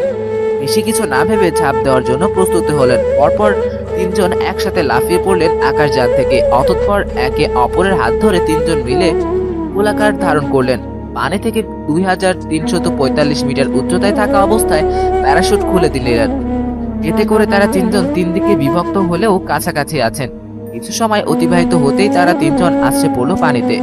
তীর থেকে কেবল 50 মিটার দূরে তাদের অবস্থান। উঠে দাঁড়িয়ে গেলেন সবাই, সামনে যাওয়ার জন্য হাঁটতে লাগলেন। এতক্ষণে নিক্সান আকাশযান নিয়ে চলে গেছেন, যার ফলে দেখা মিলছে না তার। এমন অবস্থায় জাবেদের মাথা খেলতে লাগলো বিভিন্ন প্রশ্নের জট। মনে পড়তে লাগলো হাজারো চিন্তা। তার মাঝে অন্যতম কিছু কথা তার মাথায় ঘুরছে। ফরেনসিক বিভাগের প্রধান নিকোলাস এবং গবেষণা বিভাগের প্রধান ফারহান সাহেব বলেছিলেন এখানে প্রতি পদে পদে বিপদ অপেক্ষা করছে, উৎপেতে আছে তাদের জন্য। আচমকাই অরিক এবং রবার্টের উদ্দেশ্য করে বলতে লাগলো, শোনো, চারিদিকে একটু নজর রেখো। কেন? নজর রাখার কি হলো? তোমার কি মনে হচ্ছে আমরা আশঙ্কা মুক্ত? হ্যাঁ, এখানে তো তেমন বিপদ দেখছি না। নিকোলাস ও ফারহান একটু আগেও ঘটে যাওয়া ব্যাপারগুলো কি মনে নেই? দ্রুত হেঁটো এবং চারদিকে একটু খেয়াল করো। অবশ্য ওগুলো আমার কাছে অন্যরকম মনে হয়েছে, এর সাথে সম্পৃক্ত নয়। রবার্ট এতক্ষণ চুপ থাকলেও এবার বেশ কঠিন স্বরে বলতে লাগলেন, আমার কাছে মোটেও এমনটি মনে হচ্ছে না। একটু খেয়াল করলে দেখতে পাবে আকাশযানের আচমকা গতি কমে যাওয়া, আবার বেড়ে যাওয়া। আর সবচেয়ে বড় রহস্য তো এখানে, এটি সুরক্ষা কবচ দিয়ে কেন বেষ্টনী করা? যদি এটি সুরক্ষা কবচ দিয়ে বেষ্টনী করা থাকে, তবে কি এর বাইরে আর কোনো নিরাপত্তার জন্য কিছু দেওয়া হয়নি? তাদের উদ্দেশ্য করে প্রশ্ন রাখা হলো। অবশ্যই দেওয়া হয়ে থাকতে পারে। দ্রুত দৌড়াও, চারদিক থেকে আমাদের ঘেরাও করে ফেলেছে। আমাদের থেকে আর মাত্র 30 মিটার দূরে তীর রয়েছে। এখন দৌড়াও। আবার কি হলো? চারদিকে তাকাও আর দৌড়াও, নয়তো এখানেই মরো, বেশ রেগে বললেন রবট। চারিদিক তাকাতেই থমকে গেল অরিক। চারিদিকে হাজারো রক্তিম লাল আলো তাদের দিকে ধেয়ে আসছে। তার অস্তিত্ব কিছুক্ষণ পূর্বেও দেখা যায়নি। তাদের বেশ কাছে এসে গেছে কিছু প্রাণী। হ্যাঁ, এগুলো প্রাণী, দেখতে হুবহু দাসদিস প্যাস্টানিকা প্রাণীও নেয়, কর্বন কপি বলা যায়। তবে তাদের দেহে রক্তিম লাল বর্ণ ধারণ করেছে, যা একখণ্ড অগ্নিপিণ্ড বলা যায়। অরিকের উদ্দেশ্য করে বলল জাবেদ, ব্যাগ থেকে দ্রুত বন্দুকগুলো বের করো। Hurry up. জি স্যার। কাঁধ থেকে ব্যাগ সামনে এনে মুখটি খুলে ভিতর থেকে 3টি বন্দুক হাতে নিলেন। একটি জাবেদের দিকে বাড়িয়ে দিল, অপরটি রবার্টের দিকে, আরেকটি নিজের হাতে। ব্যাগের চেইনটি লাগিয়ে পুনরায় ব্যাগটি পিঠে তুলে নিলেন এবং বন্দুকটি লোড করে দৌড়ানো আরম্ভ করলেন। দৌড়াতে থাকা অবস্থায় দাসদিস প্যাস্টানিকা প্রাণীগুলোর দিকে তাক করে একের পর এক গুলি ছুটতে লাগলেন তারা তিনজন। অবাক করার মতো কাণ্ড, দাসদিস প্যাস্টানিকা প্রাণীগুলোর দেহে গুলি লাগা মাত্রই ছোটখাটো একটা বিস্ফোরণ ঘটে অদৃশ্য হয়ে যাচ্ছে তা মুহূর্তেই। হঠাৎ অসাবধানতার বশে একটি দাসদিস প্যাস্টানিকা আচমকায় পিছন থেকে রবার্টের ব্যাগের উপর আছড়ে পড়ে। তৎক্ষণাৎ বন্দুকের নল একটু অ্যাঙ্গেল করে গুলি করলো জাবেদ। প্রাণীটির গায়ে গুলি আঘাত করা মাত্রই বিস্ফোরণ ঘটে অদৃশ্য হয়ে গেল। কিছু দূরে দেখা যাচ্ছে তীর। বেশি না ভেবে তাদের উদ্দেশ্য করে জাবেদ বলল, আমাদের খুব নিকটে তীর দেখা যাচ্ছে, আর আমার জানা মতে দাসদিস প্যাস্টানিকা তীরে উঠতে পারে না। অল্প একটু সময় দৌড়াতেই তীরে এসে উপস্থিত হলেন তারা তিনজন। তীরে এসেও বেশ দূর পর্যন্ত দৌড়ে নিলেন। হয়রান হয়ে হাঁটুতে হাত দিয়ে পিছন দিকে ফিরলেন তারা। হাঁপাচ্ছে সবাই, বড় বড় শ্বাস প্রশ্বাস নিচ্ছে। তাদের সমুদ্রের দিকে লক্ষ্য করতেই দেখতে পেল লক্ষ কোটি দাসদিস প্যাস্টানিকা প্রাণী ভেসে উঠছে পানির উপরে। পানি কেবল রক্তিম লাল বর্ণ ধারণ করেছে। অরিক এবং রবার্ট সেদিকে তাকাতেই চোখ মাথায় তলবার মতো অবস্থা। ধীরে ধীরে পানির রক্তিম লাল বর্ণ কমতে আরম্ভ করলো। কয়েক মিনিটের মধ্যে পানি ঠিক আগের মতো হয়ে গেল। একটি দাসদিস প্যাস্টানিকা প্রাণীর আর দেখা মিলছে না। শান্ত জলের ধারা, যেন একটু আগে কিছুই হয়নি। হয়তো নিজেদের লুকিয়ে নিয়েছে অগভীর জলের তলায়। পরবর্তী শিকারের খোঁজে পদক্ষেপটি বেশ ভালো বলা যায়। হঠাৎ কিছু ছেঁড়ার শব্দ তাদের কানে এলো, জাবেদ এবং অরিকের। সেদিকে তাকাতেই দেখতে পেল রবার্ট তার ব্যাগের উপর ভাগের পোড়া অংশটি ছিঁড়ে ফেলছে। সেদিকে আর চেয়ে রইলেন না তারা দুজন, তবে অবাক হয়েছে। ব্যাগে যে অংশে দাসদিস প্যাস্টানিকা প্রাণীর ছোঁয়া পেয়েছে, উক্ত স্থানটি পুড়ে গেছে। আচমকাই গোঙানির আর্তনাদ ভেসে এলো। চারিদিকে তাকালো জাবেদ, কিন্তু তেমন কাউকে দেখলো না। তৎক্ষণাৎ মনে হলো তার সাথে কেবল অরিক এবং রবার্ট রয়েছে। দ্রুত ঘাড় ঘুরিয়ে সেদিকে তাকালো। তাকাতে অবাক না হয়ে আর পারল না। রবার্ট তার ডান হাতটি বাম হাত দিয়ে চেপে ধরে চাপা গোঙানিতে মত্ত হয়ে আছেন।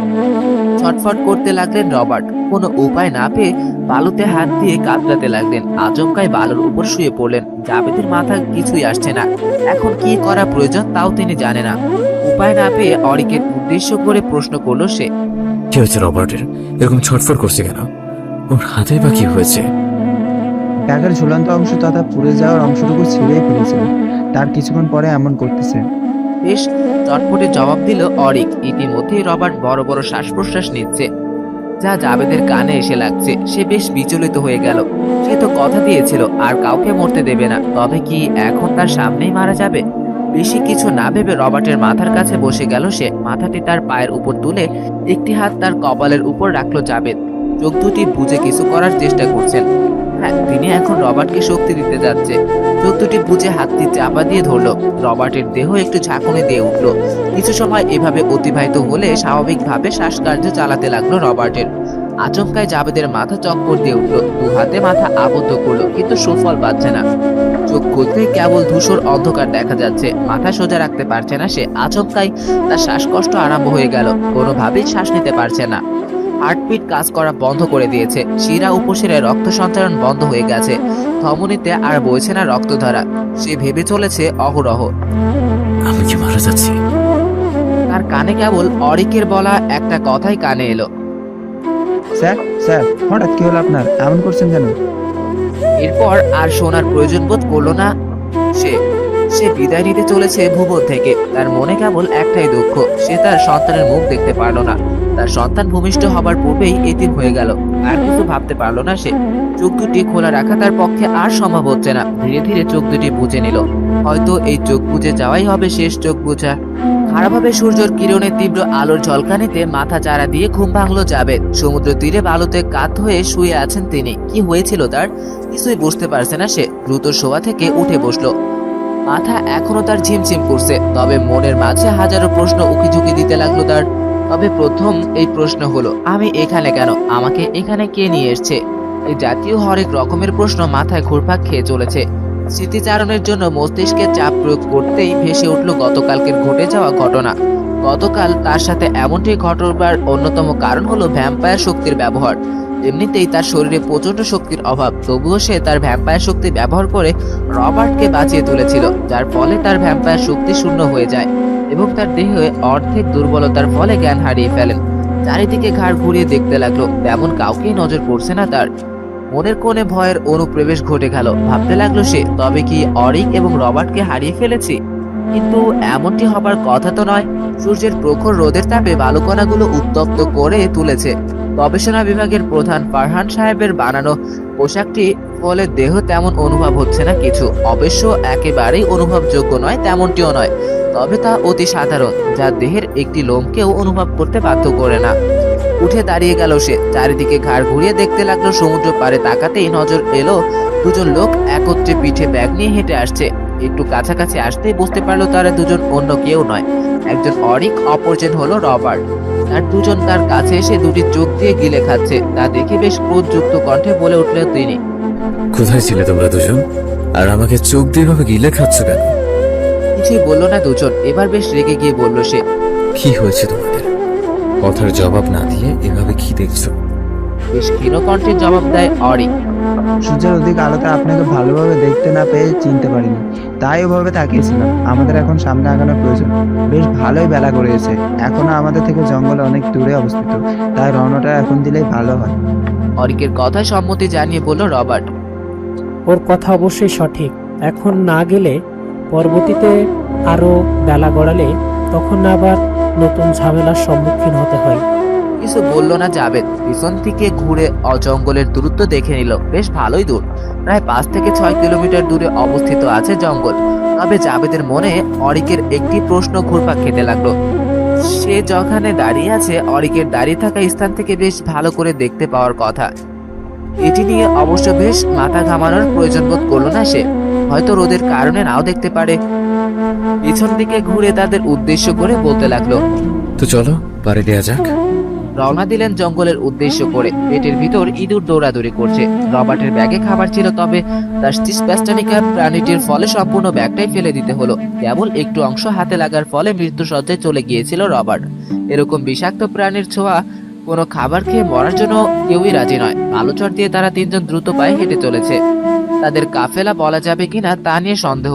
একদিক থেকে কাফেলা বলা যায়, অপর দিকে থেকে নয়। এরকম ভাবতে ভাবতে পথ চলেছে তারা। অরিক এবং রবার্টের হাঁটার কিছুটা পরিবর্তন এসছে, তবে এটি নিয়ে ভাবলো না জাবেদ। হয়তো উত্তপ্ত বালুর কারণে তারা এরকম ভাবে হাঁটতেছেন।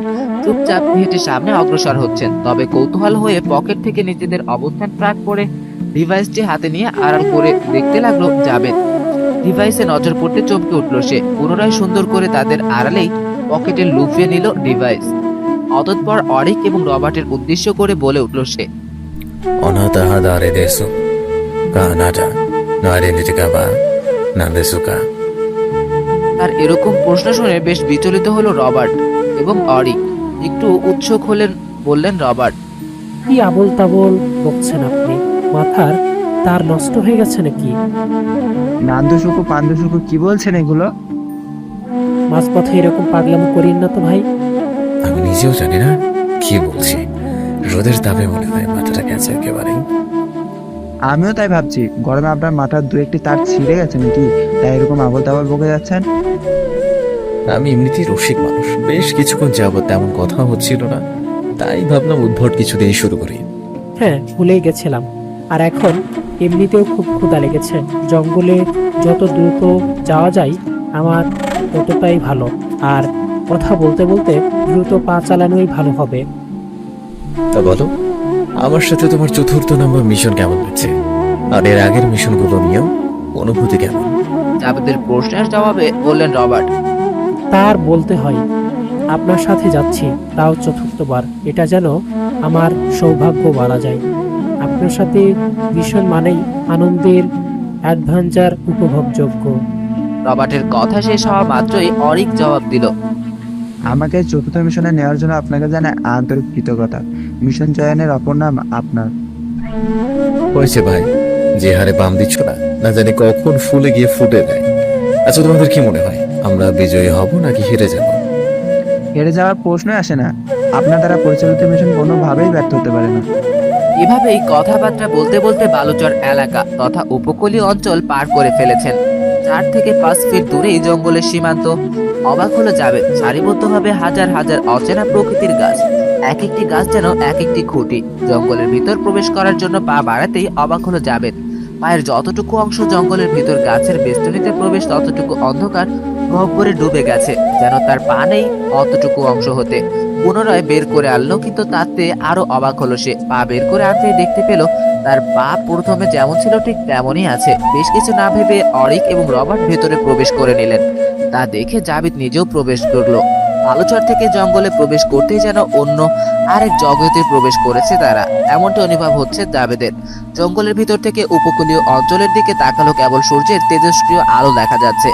আর তা বালুর উপর আঘাত হানার ফলে উত্তপ্ত বালু থেকে নির্গত মিটমিটি ধোঁয়া আকাশে উবে যাচ্ছে। জঙ্গলের ভিতর রাত এবং উপকূলীয় অঞ্চলে দিন, ব্যাপারটি কেমন রহস্যজনক। তবে জঙ্গলের ভিতরে রাত হলেও চাঁদের আলোয় চারিদিকে আলো ছড়াচ্ছে, আর তা যেন সূর্যের অনুরূপ। সামনের দিকে এগিয়ে যাচ্ছে তারা, আর চারপাশে খুঁজতেছে খাবারের সন্ধান। তাদের পেটের ভিতরে এমনিতেও মেঘ ডাকার ন্যায় গর্জন শুরু হয়ে গেছে। পেটের ভিতর থাকা ইঁদুরগুলো যেন সমাবেশ করতে নেমেছে। তাদের দাবি একটাই, খাবার চাই, খাবার চাই। কিছু দূর অগ্রসর হতেই দেখা মিলল কিছু নারকেল গাছের। তাদের মনের কোনো শান্তি রেখা, তবে এগুলো দেখতে সাধারণ নারকেল গাছের মতো নয়, কিছুটা ভিন্ন রয়েছে। নারকেলগুলোর রং রক্তিম লাল। বেশ কিছু ভাবতে চাচ্ছে না জাবেদ। তার পেটের ভিতর পালিত ইঁদুর যেন পণ করেছে, খাবার ছাড়া সমাবেশ বন্ধ করবে না। প্যান্টের পকেট থেকে একটি পকেট নাইফ বের করলো জাবেদ। আকারে বেশ ছোট, তবে হাতলের দিকে একটি ছোট্ট বাটন রয়েছে।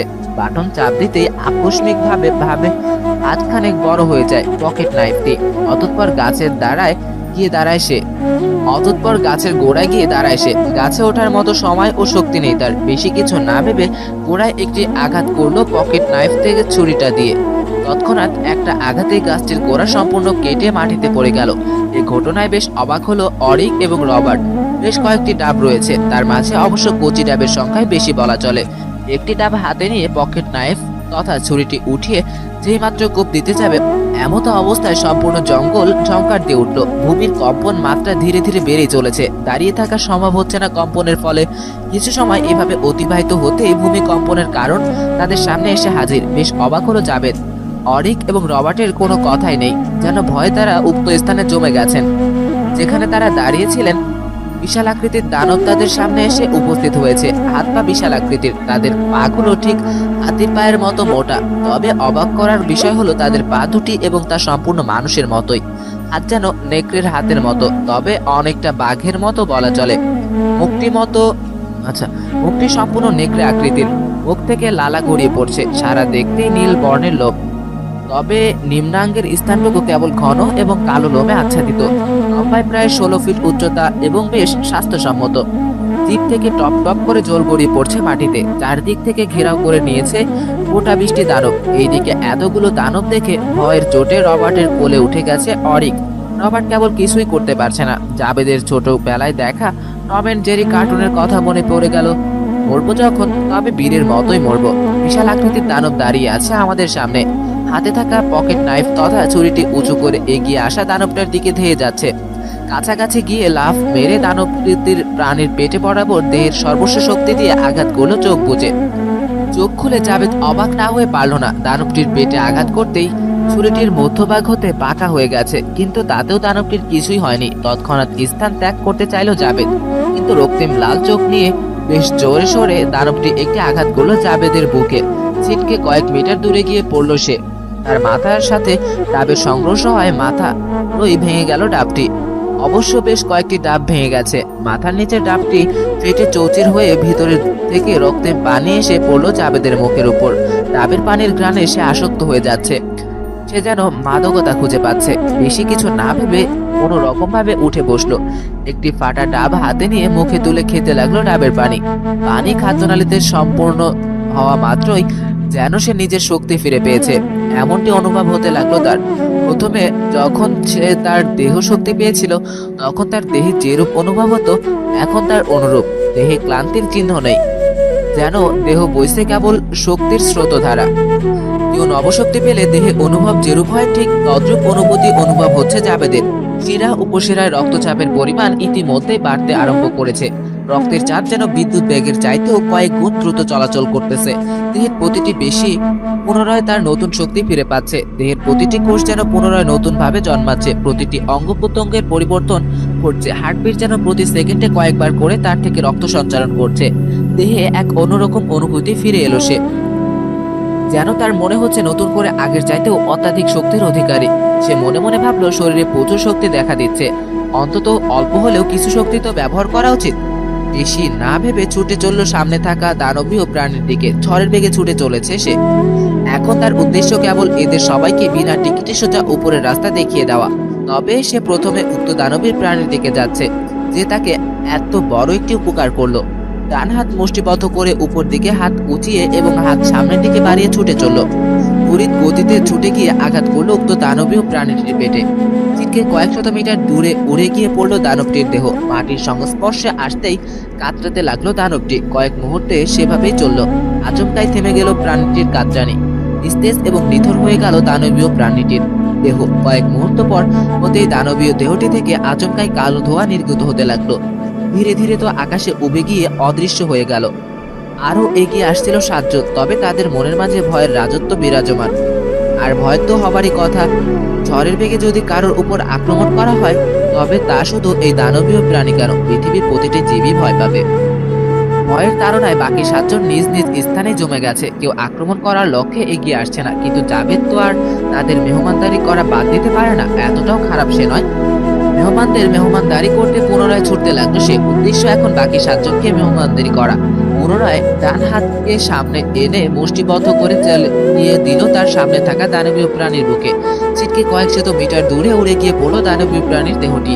আগের দানবটির মতো এটিও ছটফট করতে লাগলো। কয়েক মুহূর্ত পার হতেই পূর্বের মতো এবারেও তার দেহ থেকে কালো ধোঁয়া নির্গত হয়ে আকাশে উবে গেল। তবে এবার আর থেমে যায়নি জাবেদ। না থেমেই বাকি মেহমানদের মেহমানদারি করতে দৌড়ে চলেছে তাদের দিকে। বাতাসের বেগে বাকি 6 জন মেহমানদের মেহমানদারি করতে লাগলো। কয়েক সেকেন্ডের মাঝে ছিটকে দূরে গিয়ে উড়ে পড়লো তাদের দেহগুলো। মাটি স্পর্শ করতেই কাতরাতে শুরু করলো নিচে পড়ে থাকা দানবীয় প্রাণীগুলো। কয়েক মুহূর্ত কাতরাতে পূর্বেই মতো এবারও বাকি 6 জনের দেহটি কালো ধোঁয়ার রূপ নিয়ে আকাশে উবে গেল। বাতাসের তীব্র গতিতে দৌড়ানো থেকে স্বাভাবিক হয়ে দাঁড়িয়ে গেল জাবেদ। বাকি যে দানবগুলো ছিল, তারা বাহু আগে নিজ নিজ প্রাণ নিয়ে পালিয়েছে। ধীর পায়ে হেঁটে ডাবগুলো কাছে এসে উপস্থিত হয়েছে। এদিকে রবার্ট এবং অরিক দুজনেই একে অপরকে জড়িয়ে ধরে পাগলের প্রলাপ বকে যাচ্ছে, কিন্তু সেদিকে ধ্যান দিল না জাবেদ। ডাবগুলো দেখে পুনরায় জিভে জল এলো তার। ধীর পায়ে হেঁটে অরিকের পেছনে থাকা ব্যাগ থেকে 2টি বোতল বের করে নিল। অতঃপর হাঁটতে লাগলো পুনরায়। পকেট থেকে নতুন আরেকটি পকেট নাইফ বের করলো সে। হাতলের নিচ দিকে ছোট বাটনটি চাপ প্রয়োগ করতেই পকেট নাইফটি একটু বড় ছুরির আকার ধারণ করলো। সেদিকে ধ্যান না দিয়ে ছুরি দিয়ে ডাব কাটতে লাগলো সে। অতঃপর ডাবের রক্তিম লাল পানিগুলো বোতল ভর্তি করতে লাগলো। এদিকে পরিবেশ বেশ শান্ত দেখে পিটপিট করে চোখ মেলে তাকালেন রবার্ট এবং অরিক। চারদিক কাউকে পেল না তারা, কেবল কাঠ নারকেল গাছের কাছে বসে বসে ডাব কাটছে জাবেদ। এ দেখে কোনোভাবে বিশ্বাস করতে পারছে না দুজন।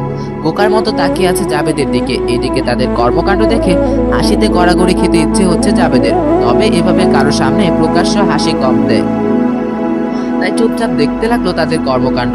জাবেদের হাতে কাটা ডাব দেখে দ্রুত ছুটে এলো সেদিকে। জাবেদের সামনে তারা দুজন উপস্থিত হতেই তাদের উদ্দেশ্য করে প্রশ্ন ডাকলো জাবেদ। তোমাদের নাকি ক্ষুধা পেয়েছে, তো এসো একসাথে খেয়ে নেই। অতঃপর সামনের দিকে এগোতে হবে, বেশি দেরি করা কিন্তু কোনো মতেই ঠিক হবে না।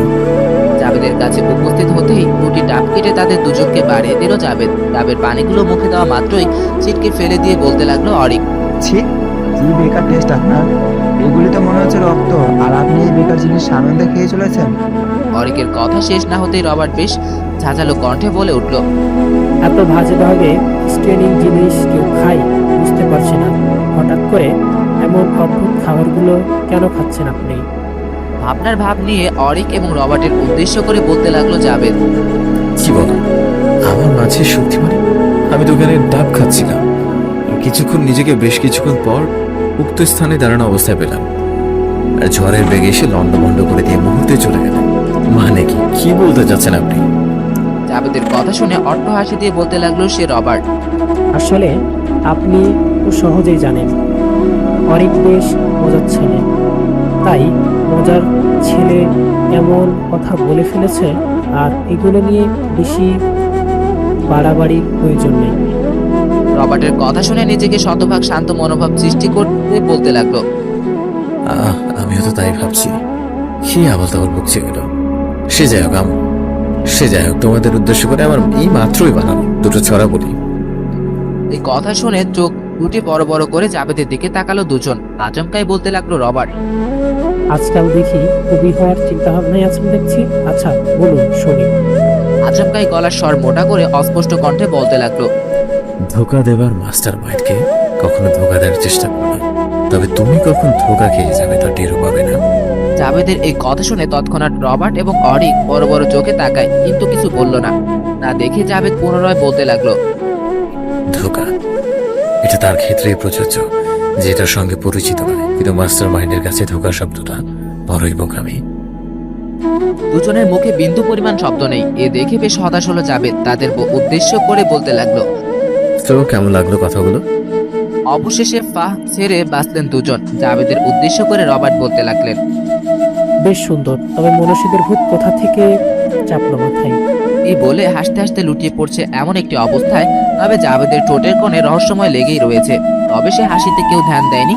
সকলের উদ্দেশ্য করে বলে উঠল অরিক। চলুন, বসে থেকে লাভ নেই, সামনে এগোনোর প্রয়োজন, তো চলুন। অরিকের কথায় সায় দিয়ে বলতে লাগলো রবার্ট। হ্যাঁ, আমাদের উচিত এখন সামনে আগারণ, জানা নেই কি হতে যাচ্ছে। তবে তোমরা এগুলো বুঝিয়ে না, আমি একটু হালকা হয়ে আসছি। বেশ দ্রুততার সাথে কথাটির জবাব দিল জাবেদ। জাবেদ হালকা হতে যাচ্ছে শুনে রবার্ট এবং অরিক দুজনেই হাসতে হাসতে মাটিতে গড়াগড়ি খাচ্ছে। তবে জাবেদ সেদিকে সে পাত্তা না দিয়ে আড়ালে চলে গেল। পকেট থেকে ট্র্যাকিং ডিভাইস বের করে আনলো সে। একটি রেড ডায়মন্ডের ট্র্যাকিং ডিভাইস। অবস্থান জানতেই ট্র্যাকিং ডিভাইসগুলো পকেটে পুরে দ্রুত পায়ে বেরিয়ে গেল আড়াল থেকে। তাকে দেখে রবার্ট বলে উঠলেন। তো চলুন সামনে এগুলো যান। জাবেদ এবং অরিক দুজনেই তাদের ঘাড় নেড়ে সম্মতি প্রদান করলো। অতঃপর সামনের দিকে হাঁটতে লাগলেন সবাই। তবে তাদের মাঝে পুনরায় নীরবতা বিরাজমান। তারা এগিয়ে চলেছে ঠিক, তবে তাদের জন্য কি অপেক্ষা করছে তা কারোরই জানা নেই।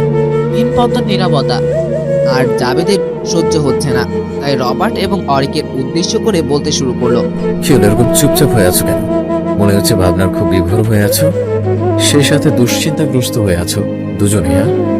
জাবেদের কথা শুনে দুজনেই উত্তর দেওয়ার চেষ্টা করলো, তবে রবার্ট অরিককে থামিয়ে দিয়ে বলতে লাগলো, আসলে তেমন কিছু নয়, তবে ভাবনা রাজ্যে ডুবে আছে, সাথে অতি সাধারণ কিছু দুশ্চিন্তা। ভয় পাচ্ছ? মানুষ হয়ে জন্মেছে যেহেতু, তবে ভয় তো পেতেই হবে। পৃথিবীতে এমন কোনো মানুষ নেই যে সে ভয় না পায়। ভয় পায় না কথাটি হাজারবার মুখে বলা মানুষটিও যখন বাস্তবতার সম্মুখীন হয় তখন সেও ভয় পেতে বাধ্য। তাই ওভার স্মার্টনেসটা আমার কাছে অতি বিরক্তকর। রাগ চটা তা কি সে অতি সাধারণ চিন্তা ভাবনা? কোন সে চিন্তায় বিভোর? হ্যাঁ, আমার সামনে এত বড় একটা কাণ্ড ঘটে গেল, তার ভেবে কোনো মতেই রহস্য উন্মোচন করতে পারছি না। হতাশ বাচ্চাসাদী কণ্ঠে জবাব দিলেন রবার্ট। কিছুটা হাসি দিয়ে রবার্টের কথায় জবাব দিল জাবেদ। কিছু কিছু জিনিস আমাদের চিন্তার বাইরে, আর সেই অসীম রহস্যের ভাবনায় নিজেকে নিয়োজিত করতে হয় না। যদি নিয়োজিত হও তবে হারিয়ে যাবে ভাবনার গভীর সমুদ্রে, যেখান থেকে ফিরে পাবে না তোমার নিজ সত্তা। নিজেকে নিজে হারিয়ে ফেলবে, আর যেখান থেকে নিজেকে ফিরিয়ে আনতে পারবে না সেক্ষেত্রে ভাবনাটা অন্যায়। বেশ দৃঢ় কণ্ঠে। তবে ভেবে কোনো উপায় খুঁজে পাচ্ছি না, করুণ কণ্ঠে জবাব দিলেন রবার্ট। বুঝলাম তো, এতটা বেশি ভেবো না, তাহলে নিজেকে নিজেই খুঁজে পাবে না। এই রহস্যের গহ্বরে ডুব দেওয়ার চাইতে মাথাটা জাগিয়ে তীরে এসে বাড়ি ফেরা দরকার, আর তাতেই হবে তোমার মঙ্গল।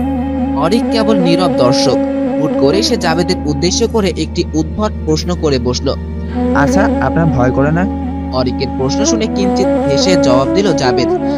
না, ভয় সেটা তোমাদের ক্ষেত্রে, আমার জন্য নয়। পুনরায় আগের মতো কিছু সময় নীরবতার আসরে কাটাতে লাগলো। আচমকাই অরিক পুনরায় প্রশ্ন করলো, আপনি যে ভিন্ন রকমের ডাবগুলো খেলেন সেগুলো স্বাদ তো অনেক মিষ্টি ছিল, যার ফলে আমি এবং রবার্ট স্যার সেগুলো ফেলে দিয়েছি। কিন্তু আপনি সেগুলো তৃপ্তি সহিত পান করলেন, ঢেকুর তুললেন। এখন প্রশ্ন হলো সেগুলো ফেললেন না কেন? উল্টো বোতল বন্দি করে সাথে নিয়ে এলেন কেন? অরিকের প্রশ্ন শুনে জাবেদ পুনরায় একটি কিঞ্চিত হাসি দিয়ে বলতে লাগলো, টিকে থাকার লড়াইয়ে কিছু কিছু সময় বেয়ার গ্রিলসকে অনুসরণ করতে হয়। হাতের কাছে পাওয়া কোনো কিছুই ফেলনা নয়, আর সেগুলো যেহেতু পানীয় দ্রব্য, তবে ফেলে দেওয়ার কোনো উপযুক্ত কারণ দেখছি না।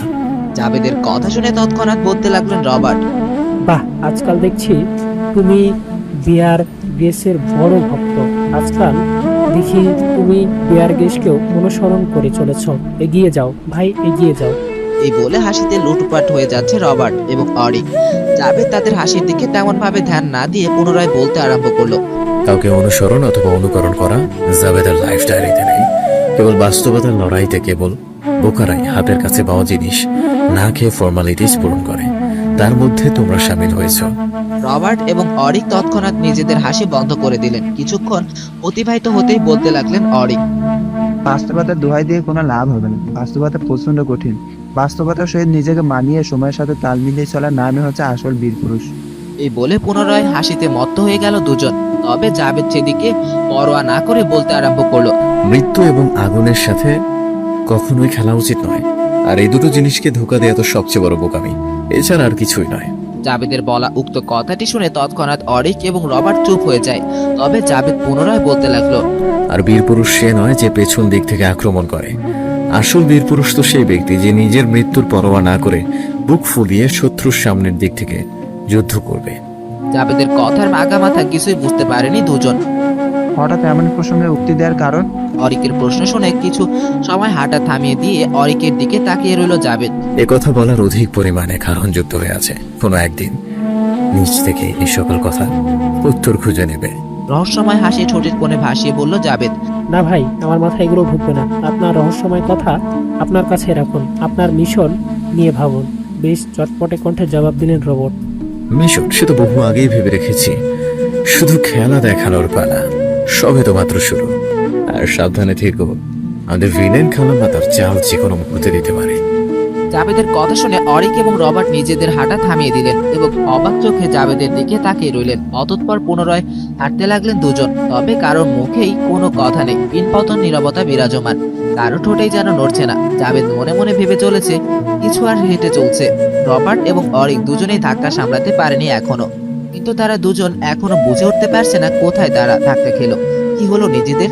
তা নিয়ে ভাবতে ব্যস্ত তারা। এইদিকে জাবেদ, রবার্ট এবং অরিকের থেকে কয়েকটি বড় বড় কদম ফেলে তাদের থেকে কিছু দূরত্ব বজায় রেখে সামনে চলে গেছে। তার দুই ঠোঁটের কোণে ফুটে উঠেছে পৈশাচিক হাসি, কিন্তু কারো নজরে পড়েনি এ হাসি।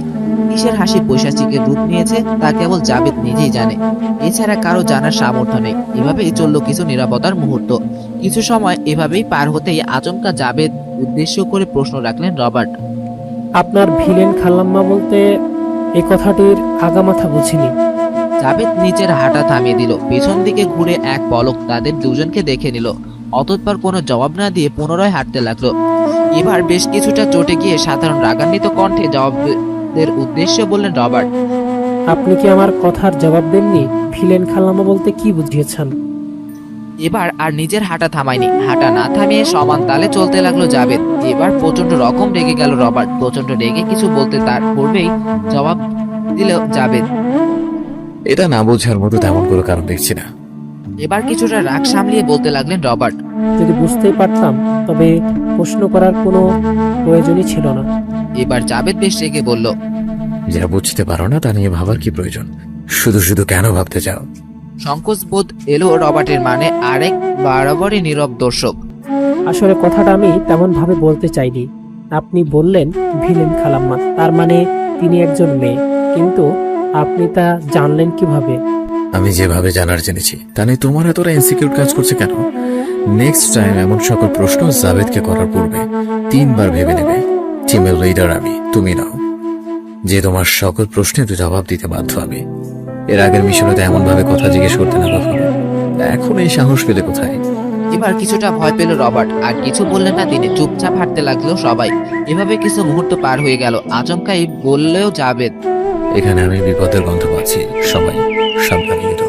কথাটা সম্পূর্ণ শেষ না হতেই আরিক আ বলে চিৎকার দিয়ে উঠল। বিশাল ভূখণ্ড নিয়ে নিচের দিকে দেবে যাচ্ছে। অরিকেও তার মাঝে লুফে নিচ্ছে। জাবেদ তার হাত বাড়িয়ে অরিকের হাতটি আঁকড়ে নেয় এবং তৎক্ষণাৎ একটি ছটকা টান দিয়ে ডাঙায় নিয়ে আসে। এর ফলে বেঁচে যায় অরিক। অবশ্য কেউই বেঁচে যায়নি। কেউ কোনো কথা না বলে সামনের দিকে দ্রুত পায়ে ছুটতে লাগলো। ভূখণ্ডের মাটিগুলো আপনা আপনি দেবে যাচ্ছে নিচের দিকে। শুধু দেখা যাচ্ছে লাভার ফুলকি। জাবেদ ইচ্ছে করে রবার্ট এবং অরিকের পিছন পিছন দৌড়ে যাচ্ছে। দূরেই অবস্থিত একটি গাছ দেখা যাচ্ছে। তিনজনেই সেদিকে ছুটে চলেছে। রবার্ট উক্ত গাছটির অতি নিকটে, তার পেছনে অরিক, জাবেদ তাদের সবার পেছনে। তবে জাবেদের কাছাকাছি একটা অবস্থানে দৌড়াচ্ছে অরিক। জাবেদের ফলে আসা প্রতিটি কদমে কদমে মাটি নিচের দিকে দেবে যাচ্ছে। একটি কদম পদক্ষেপ নিতেই দেরি হলেই ভূখণ্ডের মাটি সাথে সাথে পতিত হবে লাভার ফুলকিতে। গাছের প্রতি নিকটে এসেই হঠাৎ জাবেদের কদমের পদক্ষেপ নিতে দেরি হয়ে যায়। ভূখণ্ডের মাটি থেকে লুফে নিচ্ছে নিজের মাঝে। পরবর্তী কদমের পদক্ষেপ নেওয়ার পূর্বেই আ বলে চিৎকার দিয়ে দেবে যাওয়া ভূখণ্ডের মাটির সাথে পতিত হচ্ছে লাভায়। না, মাটির গহ্বরে চলে যায়নি জাবেদ। গাছ থেকে কয়েকটি লতা নিচের দিকে ঝুলে পড়েছে। উক্ত লতাগুলো আঁকড়ে ধরে বেঁচে আছে সে। এবারের মতো মৃত্যুর হাত থেকে বেঁচে গেছে। এখনো যে বেঁচে গেছে এমনটা নয়, একটু হাত ফসকে গেলেই সাক্ষাৎকার হবে মৃত্যু দুয়ারের সঙ্গে। আর এবং জাবেদ দুজনে একই লতায় ঝুলছে। হ্যাঁ, অরিক পুনরায় মৃত্যুর মুখ থেকে বেঁচে এসেছে। রবার্ট গাছটি পার করে নিলেও অরিক পারেনি, কেননা সে প্রায় জাবেদের কাছাকাছি অবস্থানে ছিল, যার ফলে জাবেদ লাভায় পতিত হলে তৎক্ষণাৎ অরিকও লাভায় পতিত হয়। কিন্তু ভাগ্যের জোরে গাছের লতার সাহায্যে মৃত্যুর দরজা থেকে বেঁচে ফিরে এসছে। নিচ থেকে লাভার গরম উত্তপ্ত উৎসের উপর দিকে ধেয়ে আসছে। কয়েকশত মিটার নিচে লাভার অবস্থান হলেও তার তাপ উপর দিকে উঠে আসছে। উত্তল তাপের ফলে অস্বাভাবিক গরম হয়ে যাচ্ছে অরিকের দেহ। জাবেদের দেহে তেমন গরম অনুভব হচ্ছে না, তবে একেবারেই যে হচ্ছে না তা ভুল। অরিকের দেহ ঘেমে নিয়ে একাকার। লতার বেশ উপর দিকে রয়েছে জাবেদ এবং নিম্নভাগে রয়েছে অরিক। অরিকের দেহ হতে ঘাম ঝরে পতিত হচ্ছে লাভায়। তার হাত পায়ে ঘামের চিহ্ন। বেশ কয়েকবার নিচের জামা কাপড়ের সাথে মুছছে সে, কিন্তু এখন তার সম্পূর্ণ জামা কাপড়ই ঘামে আচ্ছাদিত। লতাটি আঁকড়ে ধরে রাখা তার পক্ষে আর সম্ভব হচ্ছে না। পিচ্ছিল হয়ে নিচের দিকে হাত ফসকে যেতে লাগলো। রবার্টের চোখে চাপা আতঙ্কের ছাপ দেখা যাচ্ছে। আচমকায় বলে উঠলেন তিনি। শক্ত করে আঁকড়ে ধরে রাখো, হাত ছেড়ে দিও না, নয়তো লাভায় পতিত হয়ে যাবে। রবার্টের কথা শেষ না হতেই হাত ফসকে গেল অরিক। বলে একটি চিৎকার দিয়ে লাভায় পতিত হয়ে গেল। বহু চেষ্টা করছিল ধরে রাখার, কিন্তু শেষ উপায়ে আর হয়ে উঠল না। রবার্ট কেবল না বলে একটি চিৎকার দিয়ে উঠল। জাবেদের ঠোঁটের কোণে একটি রহস্যময় হাসি লেগে রয়েছে। রবার্ট কেবল হা করে অরিকের লাভায় পতিত হবার দিকে চেয়ে রইলেন। অরিকের দেহ লাভার সংস্পর্শে মাত্রই ঝলসে যায় তার দেহ। মুহূর্তেই ভুবনকে বিদায় জানিয়ে নিজের অস্তিত্ব বিলীন করে দিয়ে পাড়ি জমালো পরপারে। এই মুহূর্তে অরিকের দেহের অস্তিত্ব হাজার খুঁজলেও পাওয়া যাবে না, হোক তা মানব কিংবা যন্ত্র। সাধারণত আগুনের তাপমাত্রা 260 থেকে 315 ডিগ্রি সেলসিয়াস হয়ে থাকে, কিন্তু অবাক করা বিষয় হলো লাভায় এর চাইতেও অত্যাধিক তাপমাত্রা বিদ্যমান। লাভার ফুলকির তাপমাত্রা সাধারণত সর্বনিম্ন 700 ডিগ্রি সেলসিয়াস হতে 1200 ডিগ্রি সেলসিয়াস। এত তাপমাত্রায় হয়তো লোহা, ইস্পাত ইত্যাদি গলানোর কাজেও ব্যবহৃত হয় না। লাভার মধ্যে যদি কয়েক লক্ষ মেট্রিক টন ইস্পাত ঢালা হয় তবে তা কয়েক মুহূর্তের মধ্যেই গলে যাবে। একটি মানবদেহ 200 ডিগ্রি সেলসিয়াস তাপমাত্রা সংস্পর্শ এলে তা কয়েক মুহূর্তেই পুড়ে ছারখার হয়ে যায়। আর উক্ত স্থানে অরিকের দেহ 700 থেকে 1200 ডিগ্রি সেলসিয়াস তাপমাত্রায় সংস্পর্শে এসেছে। অস্তিত্ব খুঁজে পাবার কোনো প্রশ্নই আসছে না। রবার্ট মাটিতে বসে কান্না জুড়ে দিলেন। অবাক করা বিষয় হলো গাছটির উপরে কিছুই হয়নি। এই দেখে জাবেদ বেশ অবাক, তবে একটি বিষয় দেখে মজা পাচ্ছে সে, আর তা হলো রবার্টের কান্না। গাছের লতাটি একটু একটু করে ঝাঁকুনি দিয়ে যাচ্ছে জাবেদ, যার ফলে গাছের লতাটি গাছের ওপারে মাটির কাছে একটু অবস্থানে চলে যাবে। কয়েকবার দেহের সর্বশক্তি দিয়ে ঝাঁকুনি দিতেই গাছের লতাটি গাছের ওপারের মাটির বেশ কাছাকাছি অবস্থানে চলে এসছে। বেশি কিছু না ভেবে এই মক্ষম সুযোগ কাজে লাগিয়ে গাছের ওপরে মাটিতে লাফিয়ে পড়লো গাছের লতা থেকে। লাফায় পতিত না হয়ে বরং খুব সুন্দরভাবে গাছের ওপরের মাটিতে আছড়ে পড়লো। অতঃপর মাটি থেকে দাঁড়িয়ে দেহে লেগে থাকা ধুলো ময়লাগুলো ছাড়তে লাগলো। রবার্টকে কিছু বলে সান্ত্বনা দেওয়ার মতো ভাষা জাবেদের হাতে নেই, তবুও সে রবার্টের কাছে গিয়ে সান্ত্বনা দিতে লাগলো। কিন্তু রবার্ট সেই সান্ত্বনা উপেক্ষা করে কেঁদে চলেছে। এখন আর এসব ভালো লাগছে না জাবেদের। উপায়ন্তর না পেয়ে বেশি রাগী কণ্ঠে বলে উঠল, বহু কান্না করে ফেলেছ, এবার মিলাকুর মতো কান্না করে বন্ধ করো। কি এমন হয়ে গেছে যার জন্য কেঁদে কুলহারা হয়ে যাচ্ছ? মিশন মানেই হচ্ছে মৃত্যুর সহিত লড়াই করা। যদি তুমি মৃত্যুর সহিত লড়াই করে জয় ছিনিয়ে নিয়ে আসতে পারো তবেই তুমি সার্থক। আর যদি তা তোমার দ্বারা সম্ভব না হয় তবে মৃত্যু তোমাকে গ্রাস করে তার কাছে টেনে নেবে। তুমিও ধরে পড়বে মৃত্যুর কোলে। মৃত্যুর ভয় যার রয়েছে তার জন্য মিশন নয়। এবার ওঠো, সামনে এগোতে হবে, অনেক পথ পড়ে আছে। রক্তিম লাল চোখে জাবেদের দিকে তাকালেন রবার্ট। পড়ছে না চোখের পলক, এক দৃষ্টিতে জাবেদের দিকে তাকিয়ে আছেন তিনি। জাবেদ তীক্ষ্ণ দৃষ্টিতে রবার্টের চোখের দিকে তাকালো। তার চোখে রয়েছে প্রতিশোধের আগুন। সেদিকে আর চেয়ে রইল না জাবেদ। ধীর পায়ে সামনের দিকে হেঁটে এগোতে লাগলো সে, কিন্তু বেশ জোরে সোরে কদম ফেলে জাবেদকে পিছনে ফেলে এগিয়ে চলল রবার্ট। আচমকায় জাবেদ লক্ষ্য করলো রবার্টের দুই ঠোঁটের কোণে ভেসে উঠছে রহস্যময় বৈশাসিক হাসি। তবে এই হাসি তাকে আগাম সতর্কবার্তা প্রদান করছে। জাবেদ নিজেকে আগের চাইতে অধিক সতর্ক করে তুলল, কিন্তু আর রক্ষে হলো না। আচমকায় বাতাসের ন্যায় কিছু একটা এসে জাবেদের বাম পা জুড়ে আঘাত করলো। ছিটকে কয়েক মিটার দূরে গিয়ে পড়লো সে, ব্যথায় কেঁকিয়ে উঠলো। আচমকায় রবার্টের ঠোঁটের কোণে পৈশাচিক হাসি। তার কিছু মুহূর্ত পার হতেই এরকম আচমকা আঘাত, কিছুই বুঝে উঠতে পারছে না সে। মাথাটা চক্কর দিয়ে উঠলো তার। প্যান্টের পকেট থেকে ছোট্ট শিশিতে রাখা রক্তিম লাল ডাবের পানিগুলো মুখে পুরো নিল। তৎক্ষণাৎ দেহের পরিবর্তন করতে লাগলো। কিছুক্ষণ পূর্বে পাওয়া বাম পাঁজরে এখন আর কোনো ব্যথার অনুভব হচ্ছে না। দেহের ভিতরে শিরা, উপশিরায় এবং ধমনী দিয়ে রক্ত প্রবাহিত গতি বৃদ্ধি পেতে লাগলো। এত দ্রুত বৃদ্ধি পাচ্ছে যেন রক্তগুলো শিরা, উপশিরা ছিঁড়ে বাহিরে বেরিয়ে আসবে। শিশিটি পুনরায় পকেটে ভরে নিল। অতঃপর উঠে দাঁড়ালো। চারিদিকে একবার চোখ বোলালো সে। রবার্ট তার ডান দিকে দাঁড়িয়ে আছে। বাম দিকে নজর ফেরাতেই চোখে পড়লো এক রমণীর। কালো হুডি মাথায় পরিধান করে দাঁড়িয়ে আছে একজন, তবে তা অবয়ে বলা যায়। পিছন থেকে চুলের গোছা উড়িয়ে চলেছে বারংবার। ঠোঁটে এবং নাকের মধ্যভাগ পর্যন্ত দেখা যাচ্ছে কেবল। অবয়ী নারী বলা যায়, কেননা একটি মেয়ের দেহ যতটাই পুরুষের দেহের মতো গঠন করা হোক, তবে সে যে মেয়ে এটি একটু তীক্ষ্ণ নজরে তাকালেই বোঝা যায়। আচমকাই অপরিচিত মেয়েটি বাতাসের ন্যায় গতিতে তেড়ে আসতে লাগলো জাবেদের দিকে। তা দেখে জাবেদ নিজে দাঁড়িয়ে থাকা স্থানে চোখ দুটি বন্ধ করে দু হাতে মুষ্টিবদ্ধ করে বড় বড় শ্বাস নিতে শুরু করলো। মেয়েটি তার দিকে তেড়ে আসছে, সেদিকে ধ্যান নেই তার। নিজে অবস্থান চোখ বন্ধ করে রয়েছে। অপরিচিত মেয়েটি জাবেদের কাছাকাছি এসে আঘাত করতে যাবে এমত অবস্থায় চোখ খুলে ফেলল সে। মেয়েটির আঘাতের পূর্বেই আচমকা জাবেদ ডান দিকে সরে যায়, যার ফলে মেয়েটি আঘাত করতে ব্যর্থ হয়ে যায়। তো এই মোক্ষম সুযোগ হাতছাড়া করলো না জাবেদ।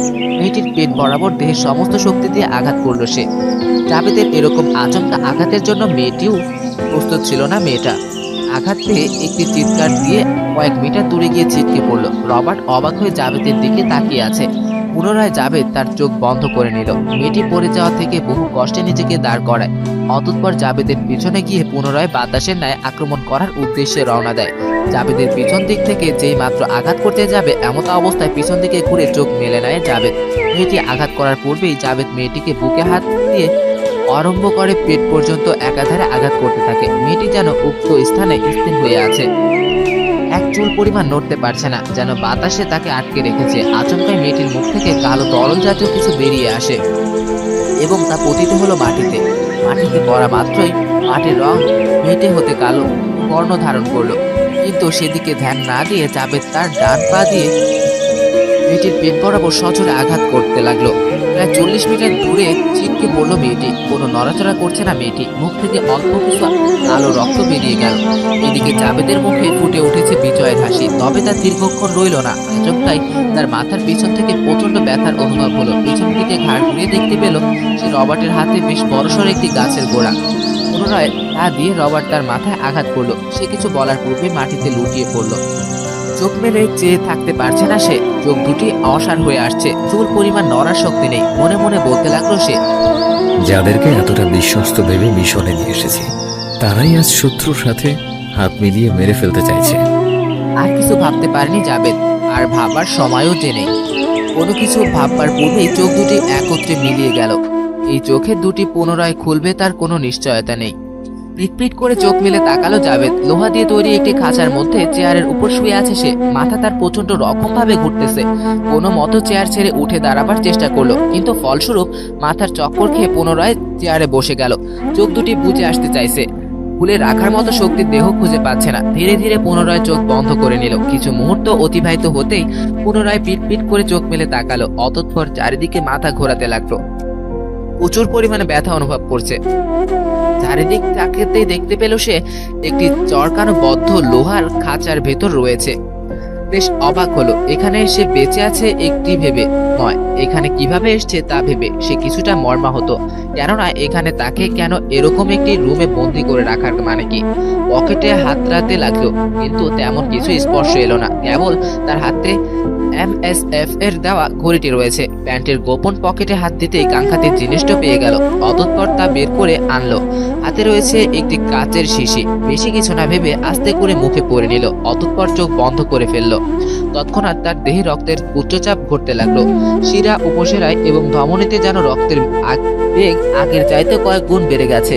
দেহের শক্তি পুনরায় ফিরে এসছে। ধীরে ধীরে পুনরায় চোখ মেলে তাকালো। এবার আর দেহে কোনো ব্যথা নেই। কিছুক্ষণ চেয়ারে থম মেরে বসে এলো, কিন্তু এখন তার কাছে বিরক্ত লাগছে, যার ফলে বেশ জোরে সোরে চিৎকার দিয়ে বলে উঠল, আমাকে এখানে কে এনেছে আর আমাকে এখানে বন্দি করে রাখার কারণ কি? আচমকাই রুমের ভিতরে কালো ধোঁয়া ছাড়তে থাকে। কালো ধোঁয়া তার স্থানে ধীরে ধীরে বৃদ্ধি করতে থাকে। এক পর্যায়ে রুমের অর্ধেক কালো ধোঁয়া দিয়ে আচ্ছাদিত হয়ে যায়। বেশ অবাক হয়ে যায় জাবেদ।